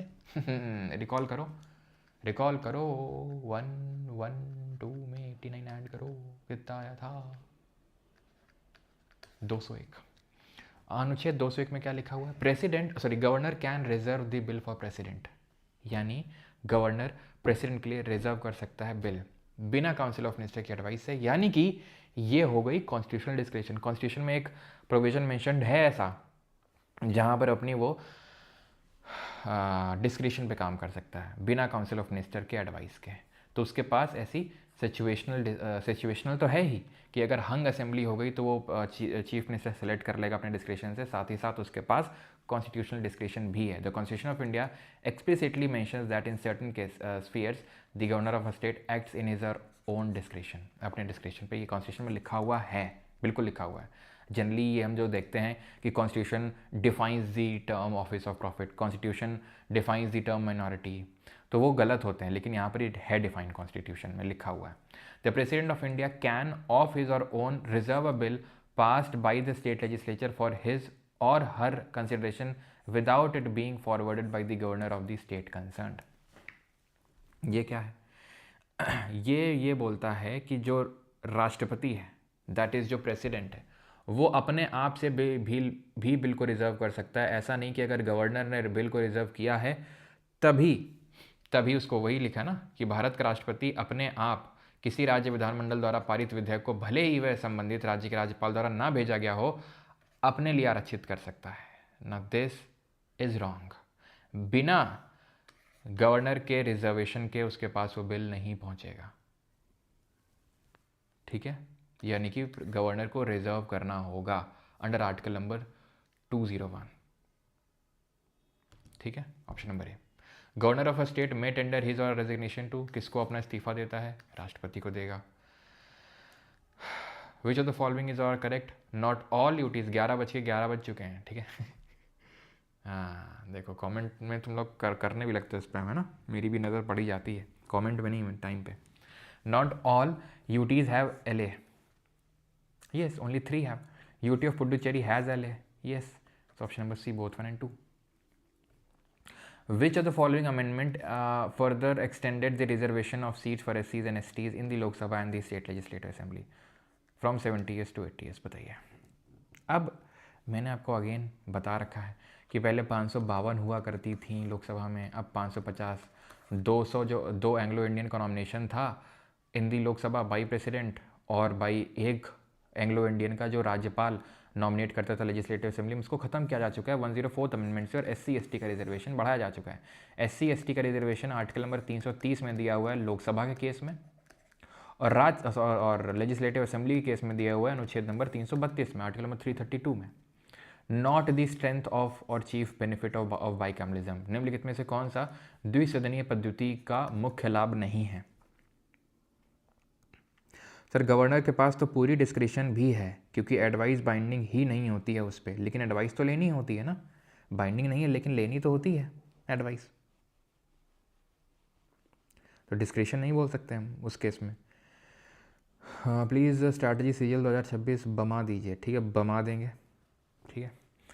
तो second chamber check the first chamber and prevent the majoritarian rule, yes it checks the power of the executive, no, ठीक है। एग्जीक्यूटिव का पावर चेक करने के लिए तो वही हाउस होता है, लोअर हाउस होता है, लोकसभा और लेजिस्लेटिव असेंबली, है ना। याद करो 75 का क्लॉज 3 याद आया, 164 का क्लॉज 2, ये कलेक्टिवली रिस्पॉन्सिबल होते हैं लोअर हाउस को, यानी कि कौन पावर चेक करेगा? वो हाउस ही चेक करेगा एग्जीक्यूटिव के पावर को। बाइकैमलिज्म का मतलब ये होता है अपर हाउस की बात हो रही है, सेकेंड चैम्बर की, है ना। जैसे लोकसभा फर्स्ट चैम्बर होता है, राज्यसभा सेकंड चैम्बर, उसी तरीके LA फर्स्ट चैम्बर होता है, LC सेकंड चैम्बर होता है। Second chamber can act as a constitutional safeguard, it often act as a check on democratic rule, बिल्कुल सही है। किस राज्य में, कौन से राज्य बाइकैमरल लेजिस्लेचर हैं? बता, बाइकैमरल कहाँ पर, यानी कि लेजिस्लेटिव काउंसिल भी कहाँ है? कबूतम, इसमें ये भी है ये भी है, त में तेलंगाना है, तमिलनाडु नहीं है, ध्यान रखना, ठीक है, ये भी है और ये भी है, कबूतम, option number D. The landmark case DC Wadhwa versus State of Bihar in the Supreme Court is related to which of the following powers of the governor? तो टू repromulgate ordinance, बार बार ऑर्डिनेंस नहीं लाना है। Article number 191 of the constitution, a person shall be disqualified for being chosen as and for being a member of the legislative council और legislative assembly और legislative council of a state if the person holds office of profit. अगर office of profit hold करता है government of India या state government के under किसी भी के तहत, तो वो नहीं है। जैसे कि यूपी फिल्म डेवलपमेंट काउंसिल में चेयरमैन का पद ले रखा था जया बच्चन ने, लेकिन थी तो राज्यसभा की सांसद, तो फिर उनको डिस्क्वालीफाई किया गया था, ठीक है। बैटरी 5% बची है मल्लिका रानी, लाइट नहीं आ रही है, अच्छा जल्दी जल्दी कर रहे हैं फिर, है ना। तो कौन सा करेक्ट है, कौन सा सही है, बताओ। Provision for the reservation of seats for women in the Lok Sabha and Rajya Sabha has been made, कर चुके हैं वैसे भी हम लोग फ्राइडे को, ये कि लोकसभा और लेजिस्लेटिव असेंबली में विमेन के लिए रिजर्वेशन का प्रोविजन लाया गया है 106 अमेंडमेंट से, ना कि राज्यसभा में। There are provision for the reservation of seats for women in the legislative assembly and council of the state, no, सिर्फ पंचायत में है, ठीक है। There are provision for the reservation of seats for the women in panchayat, option number D. Article 153 to 167 RPF constable 2025 किससे deal करते हैं? 153 से लेकर 167 तक। यूनियन का एग्जीक्यूटिव, नो, स्टेट का एग्जीक्यूटिव। 168 से लेजिस्लेचर शुरू होता है स्टेट का। विच of the following articles and part of the constitution deal with the state legislature? तो कौन सा पार्ट है? पार्ट नंबर 6 है कॉन्स्टिट्यूशन का, 9 में पंचायत है, इसमें यूनियन है, ठीक है। 168 से लेकर 212, फिर 213 में क्या है? 213 में ऑर्डिनेंस ऑफ गवर्नर दिया हुआ है, chapter 4। Which article provides for the appointment of governor in India? कौन सा अनुच्छेद राज्यपाल की नियुक्ति के बारे में बात करता है? तो 153 तो ऑफिस के बारे में बात करता है, क्योंकि 153 से शुरू होता है। 154 इसके अपॉइंटमेंट की बात करते हैं, राष्ट्रपति करता है इसके अपॉइंटमेंट, ठीक है, नियुक्ति करता है, ओके। देन अगला है which of the following powers does the governor not possesses? निम्नलिखित में से कौन सी शक्ति राज्यपाल के पास नहीं होती है? लेजिस्लेटिव विधायिका शक्ति होती है, बिल्कुल होती है। आर्टिकल नंबर 213 विधायी का मतलब होता है कानून बनाने की शक्ति, बिल्कुल होती है, ठीक। एग्जीक्यूटिव पावर भी होती है, फाइनेंशियल पावर भी होती है, डिप्लोमेटिक पावर नहीं होती है उसके पास, ठीक है। फाइनेंशियल पावर क्या होती है कि जब मनी बिल को लाया जाता है तो जिस तरीके से प्रेसिडेंट की प्रायर रिकमेंडेशन ली जाती है उसी तरीके से गवर्नर की ली जाती है। कोई भी जब बजट रखा जाता है तो वो राष्ट्रपति के नाम पे रखा जाता है, तो वैसे यहाँ पर राज्यपाल के नाम पे रखा जाता है, ठीक है। जैसे वहाँ पर आर्टिकल 53 में लिखा हुआ था कि प्रेसिडेंट एग्जीक्यूटिव का हेड होता है, उसी तरीके यहाँ से आप 154 में लिखा हुआ है कि एग्जीक्यूटिव का हेड होता है, ठीक है। 154 में लिखा हुआ है कि एग्जीक्यूटिव का हेड होता है, तो क्या एग्जीक्यूटिव पावर नहीं होती है? बिल्कुल होती है, ठीक है, बिल्कुल होती है। यहाँ पे एक सेकेंड, सॉरी, यहाँ पर लगता है मैंने 154 टिक कर दिया गलती से, 155 होगा। एग्जीक्यूटिव जो स्टेट की एग्जीक्यूटिव पावर होती है, एग्जीक्यूटिव का हेड होता है 154 में। 155 टॉक्स अबाउट कि वो अपॉइंटमेंट कौन करता है, उसकी प्रेसिडेंट करता है, ठीक है। क्योंकि इसका इलेक्शन नहीं होता है तो इसमें ऐसा कुछ यहाँ पर इलेक्टोरल कॉलेज या फिर इस तरीके का कुछ नहीं है। विच डिस्क्रिशनरी, और ना ही इसका इम्पीचमेंट होता है ना गवर्नर का। Which discretionary power allows a governor to reserve a bill passed by the state legislature? बता कौन सी विवेकाधीन शक्ति राज्यपाल को राज्य विधानमंडल द्वारा पारित विधेयक को राष्ट्रपति के विचारार्थ आरक्षित करने की अनुमति देता है? To send a report, simple, to reserve a bill for the present consideration. सीधा क्वेश्चन है भाई, ये तो जो क्वेश्चन पूछ रहा है वही आंसर भी लिखा हुआ सीधा, है ना। चलो ये करो। 16th, governors is states constitutional head. राज्यपाल राज्य का संवैधानिक प्रमुख होता है। He act solely on council advise, ये सिर्फ काउंसिल के एडवाइस पे काम करता है। नहीं, कई इंसिडेंसेस में वो अपने आप से भी काम कर लेता है। और कहीं पे जब डिस्क्वालिफिकेशन करना होता है, अगर आप याद करो, डिस्क्वालिफिकेशन जहाँ करना होता है वहाँ पर वो खुद से इलेक्शन कमीशन ऑफ इंडिया की एडवाइस लेकर डिस्क्वालिफिकेशन करता है। अब मैं तुमसे पूछ रहा हूँ, डिस्क्वालिफिकेशन गवर्नर डिसाइड करेगा इलेक्शन कमीशन से? पूछे किस आर्टिकल में लिखा हुआ है, किस आर्टिकल में? तो तुम तुरंत रिकॉल करोगे यूनियन में किस आर्टिकल में लिखा हुआ है, पार्ट 5 में 103 में। तो क्या कर देना, 89 ऐड कर देना, क्योंकि 112 से 90 ऐड करना है। तो 9 3 12, 8 1 9 और एक तो 192 में दिया हुआ है। हाँ, तो ये फ़ायदा है 89 और 90 का। विच of the following does not come under the power of the governor of a state? तो क्या पावर नहीं होती? Obligatory power, discretionary power, executive, legislative. Discretionary भी हमने देखा ही है, रिजर्व करना बिल को, है ना। एग्जीक्यूटिव भी देखा ही है, लेजिस्लेटिव भी होती है, ऑब्लिगेटरी करके कुछ नहीं होती है। ओके, क्या करंट अफेयर के लिए बताएं? करंट अफेयर हो तो रहे हैं, कल करवाया तो था करंट अफेयर। करंट अफेयर के लिए बताइए कुछ, बताया मतलब करवा तो रहे हैं करंट अफेयर, मंथली आपको करने करंट अफेयर, और जब पेपर आएगा तो हम कंपाइलेशन दे दिया करेंगे, ख़त्म बात, ठीक है। जब पेपर आएगा तो कंपाइलेशन दे देंगे, अभी मंथली आप करते रहो, सिंपल सी बात है। इतनी सी बात है, लेकिन तुमको भी समझ नहीं आ रही है। Who is considered as a real executive head? तो भैया जैसे कि प्रेसिडेंट होता है क्या, डी ज्यूरे हेड या नॉमिनल हेड या टाइटलर हेड, हाँ, और पीएम होता है क्या, डी फैक्टो हेड या रियल हेड। उसी तरीके से गवर्नर होता है डी ज्यूरे नॉमिनल टाइटलर, और उसी तरीके से पीएम की जगह सीएम होता है, ठीक है। तो chief minister option number B. 19th करो। In state the council of ministers are collectively responsible to, तो किसको कलेक्टिवली रिस्पॉन्सिबल होता है? So they are collectively responsible to legislative assembly. Individual इसको रिस्पॉन्सिबल होंगे और कलेक्टिवली लेजिस्लेटिव असेंबली को। 20th, who among the following makes the rules for the more convenient transaction? तो भैया कौन रूल्स बनाएगा? आर्टिकल 77। किस आर्टिकल में होगा ये? जैसे आर्टिकल नंबर 77 में यही चीज़ लिखी हुई यूनियन के लिए, तो 89 ऐड कर दो, 9 7 16, 8 7 15 16, 166। गवर्नर बनाएगा, जैसे वहाँ प्रेसिडेंट बनाता है ना। ओके,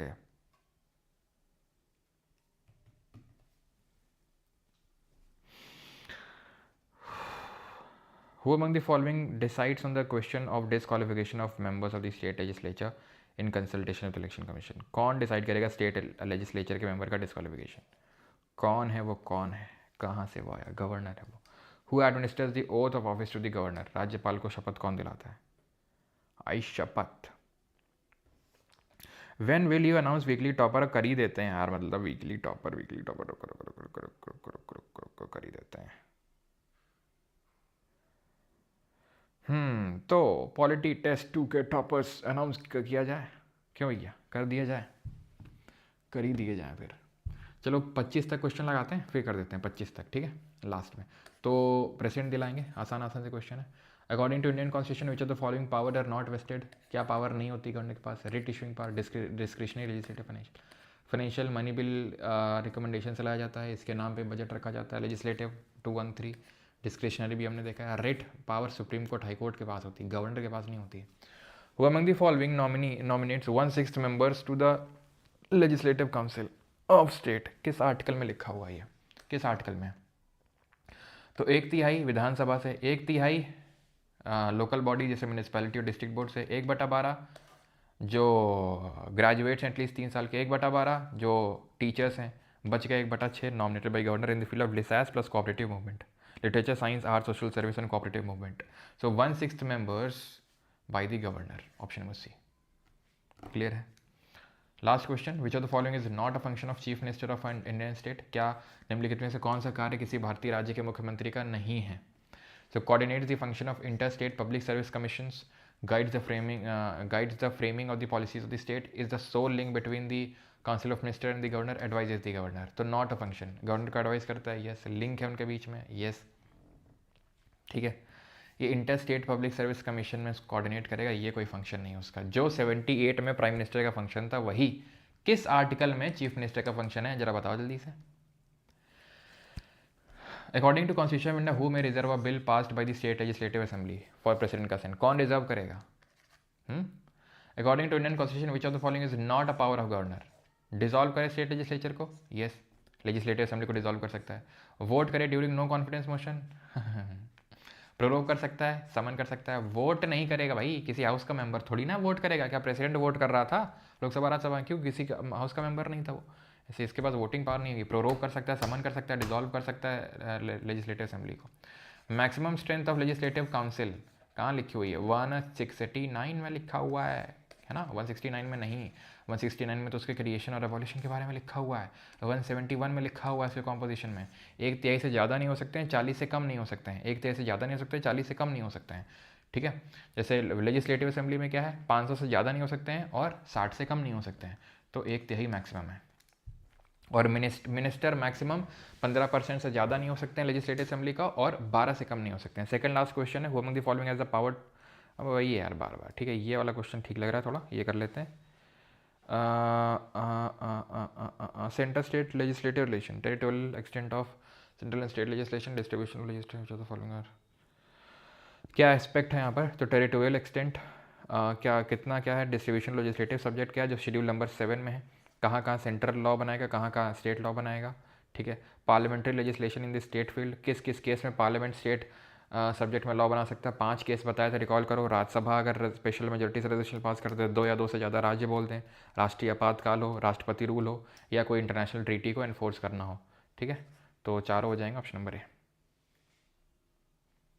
चलो, टेन्योर 5 साल का होता है, बाकी आप खुद से करेंगे। ठीक है, जो क्वेश्चन हैं कोई टफ क्वेश्चन नहीं है। ठीक है, आपको खुद से करने हैं ये सारे क्वेश्चंस, प्रैक्टिस जितने भी क्वेश्चंस हैं। अब विनर्स अनाउंस कर देते हैं। ठीक है, तो विनर्स टेस्ट के कौन कौन रहे हैं, ये रहे आपके सामने। 3rd नंबर पे कौन रहे हैं? हाँ जी, एक सेकंड रुको। तो 3rd नंबर पे रहे हैं, सभी लोग तालियों की गड़गड़ाहट से स्वागत करेंगे प्रिंस डेलू जी का। प्रिंस डेलू जी ने लाए हैं 45 मार्क्स, 45 नंबर के साथ 3rd रैंक पे रहे हैं प्रिंस जी। 2nd नंबर पे रही हैं नंदिनी जी। नंदिनी जी ने भी स्कोर किए हैं 45 मार्क्स, यानी कि इक्वालिटी का वोट हुआ है, फिर कास्टिंग वोट नहीं हुआ है मेरे द्वारा।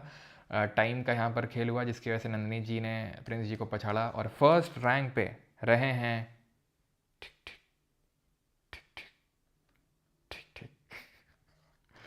ओमकार बागुल जी।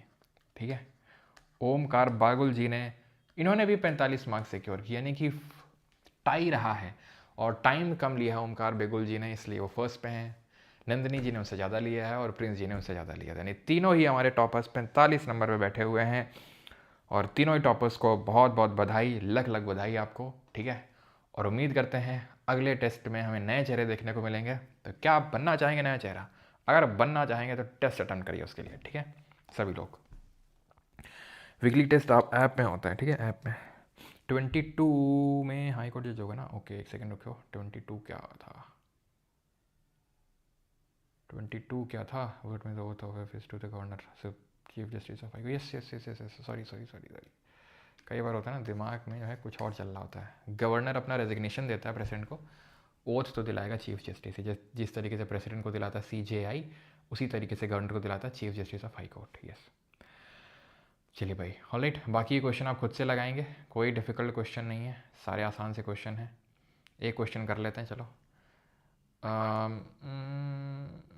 चलो कर लेते हैं, ज़्यादा टफ तो नहीं है, ठीक है। Which of the following is key advantages of parliamentary system in ensuring smooth governance. सुचारू शासन सुनिश्चित करने में संसदीय प्रणाली का एक प्रमुख लाभ क्या है।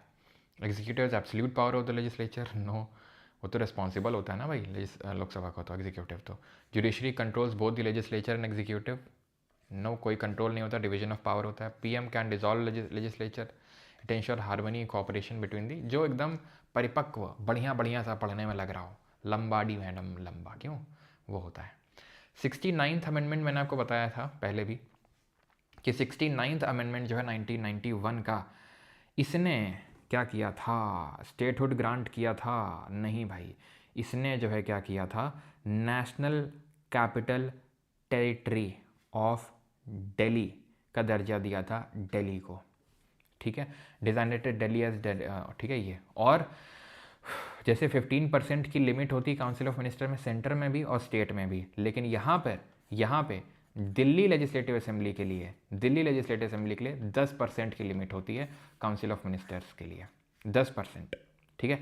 इसने 2 आर्टिकल इंसर्ट किए थे, 239A और 239AB, ठीक है। आर्टिकल नंबर 239AA और 239AB। 239AA में इसने लेजिस्लेटिव असेंबली के फॉर्मेशन के बारे में बात करी, विधानसभा के, और AB में अगर बात करेंगे तो पूरा मैकेनिज्म इसमें लिखा हुआ है कि किस तरीके से प्रेसिडेंट रूल वगैरह, प्रेसिडेंट मतलब यहाँ पे रहेगा, ठीक है, किस तरीके से इसका एडमिनिस्ट्रेशन, प्रशासन चलेगा, ठीक है, वो यहाँ पे लिखा हुआ है 239AB में, ठीक है। 239AA में लेजिस्लेटिव असेंबली के बारे में यहाँ पर प्रोवाइड किया गया, और AB में किस तरीके से शासन चलेगा, एडमिनिस्ट्रेशन, वो यहाँ पर लिखा हुआ है, ओके। मतलब 239AA ने एक तरीके से स्टेटस ग्रांट किया, और 239AB में एडमिनिस्ट्रेशन ग्रांट किया, AA ने स्टेटस, AB ने एडमिनिस्ट्रेशन, ठीक है। चलो भाई, थैंक यू एवरीवन, और ये सारे क्वेश्चन आपको लगाने हैं। Only the supreme court is entitle to inquire into the proceedings of the state legislature, केवल सर्वोच्च न्यायालय को ही राज्य विधानमंडल की कार्रवाई की जांच करने का अधिकार है। बिल्कुल गलत है, कोई कोर्ट नहीं कर सकता है, कोई कोर्ट नहीं डिस्कस कर सकता है, खत्म, C को देखते ही खत्म, A भी अपने आप सही होगा। स्पीकर ऑफ LA और chairman of LC can permit any member of the speaker in is mother tongue, की भाई अपनी तुम मातृभाषा में बोल लो, कोई दिक्कत वाली बात नहीं है, ठीक है। And not with standing anything in part number 17 actual में बात करता है, पार्ट 17 ऑफ कॉन्स्टिट्यूशन लैंग्वेजेस के बारे में, ऑफिशियल लैंग्वेजेस के बारे में बात करता है, भाषा के बारे में बात करता है, but subject to the provisions of Article 348, business in the legislature of a state shall be transacted in official language or official language of the state, or in Hindi or in English. All right. Recheck question 6 option D. Okay.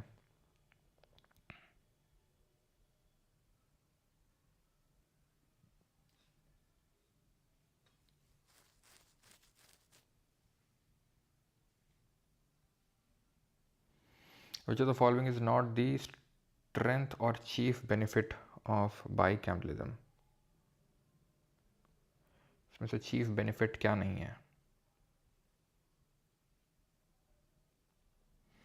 Second chamber checks दी, अच्छा मतलब ये लिखा हुआ इसमें है कि कौन सा द्विसदनीय पद्धति की शक्ति या मुख्य लाभ नहीं, लाभ तो है लेकिन मुख्य लाभ नहीं है। इट डी क्या, it often checks as a check on democratic rule, particularly when their members are non-elected or indirectly elected.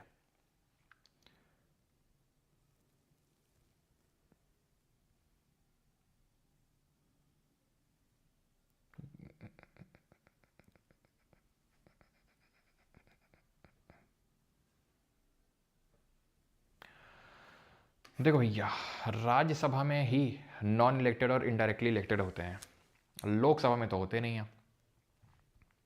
Lok Sabha में नॉमिनेटेड, लोकसभा ले लो, लेजिस्लेटिव असेंबली ले लो, उसमें से नॉन इलेक्टेड तो अब हट ही चुके हैं, यानी कि नॉमिनेटेड वाले तो कोई होते ही नहीं है। और इलेक्शन वहाँ डायरेक्ट इलेक्शन होता है ना।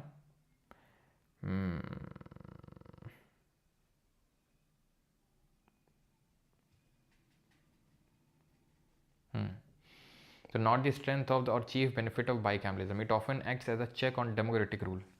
डेमोक्रेटिक रूल में चेक थोड़ी ना इस्टेब्लिश करना है। जो टोटलिटेरियन रूल होता है उसमें, या फिर मेजोरिटेरियन रूल होता है उसमें हमें चेक करना होता है। डेमोक्रेटिक रूल में कोई चेक इस्टेब्लिश करने की ज़रूरत नहीं होती, क्योंकि हमारा पर्पस ही है कि सिंगल जो हाउस है, सिंगल चैम्बर, वो अपनी टिरनी ना दिखाए और डेमोक्रेटिक रूल ही चले, है ना।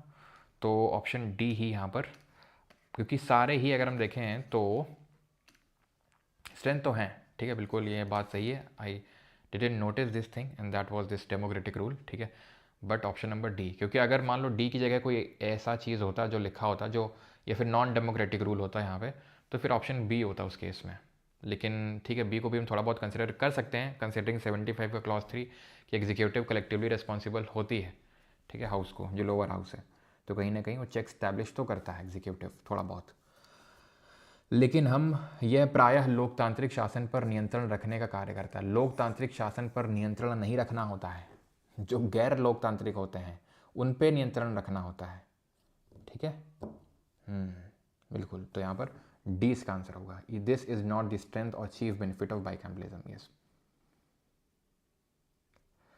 चलिए भाई, तो हमारा सारी चीज़ें होती हैं ख़त्म। विच amendment abolish the provision of nominating members?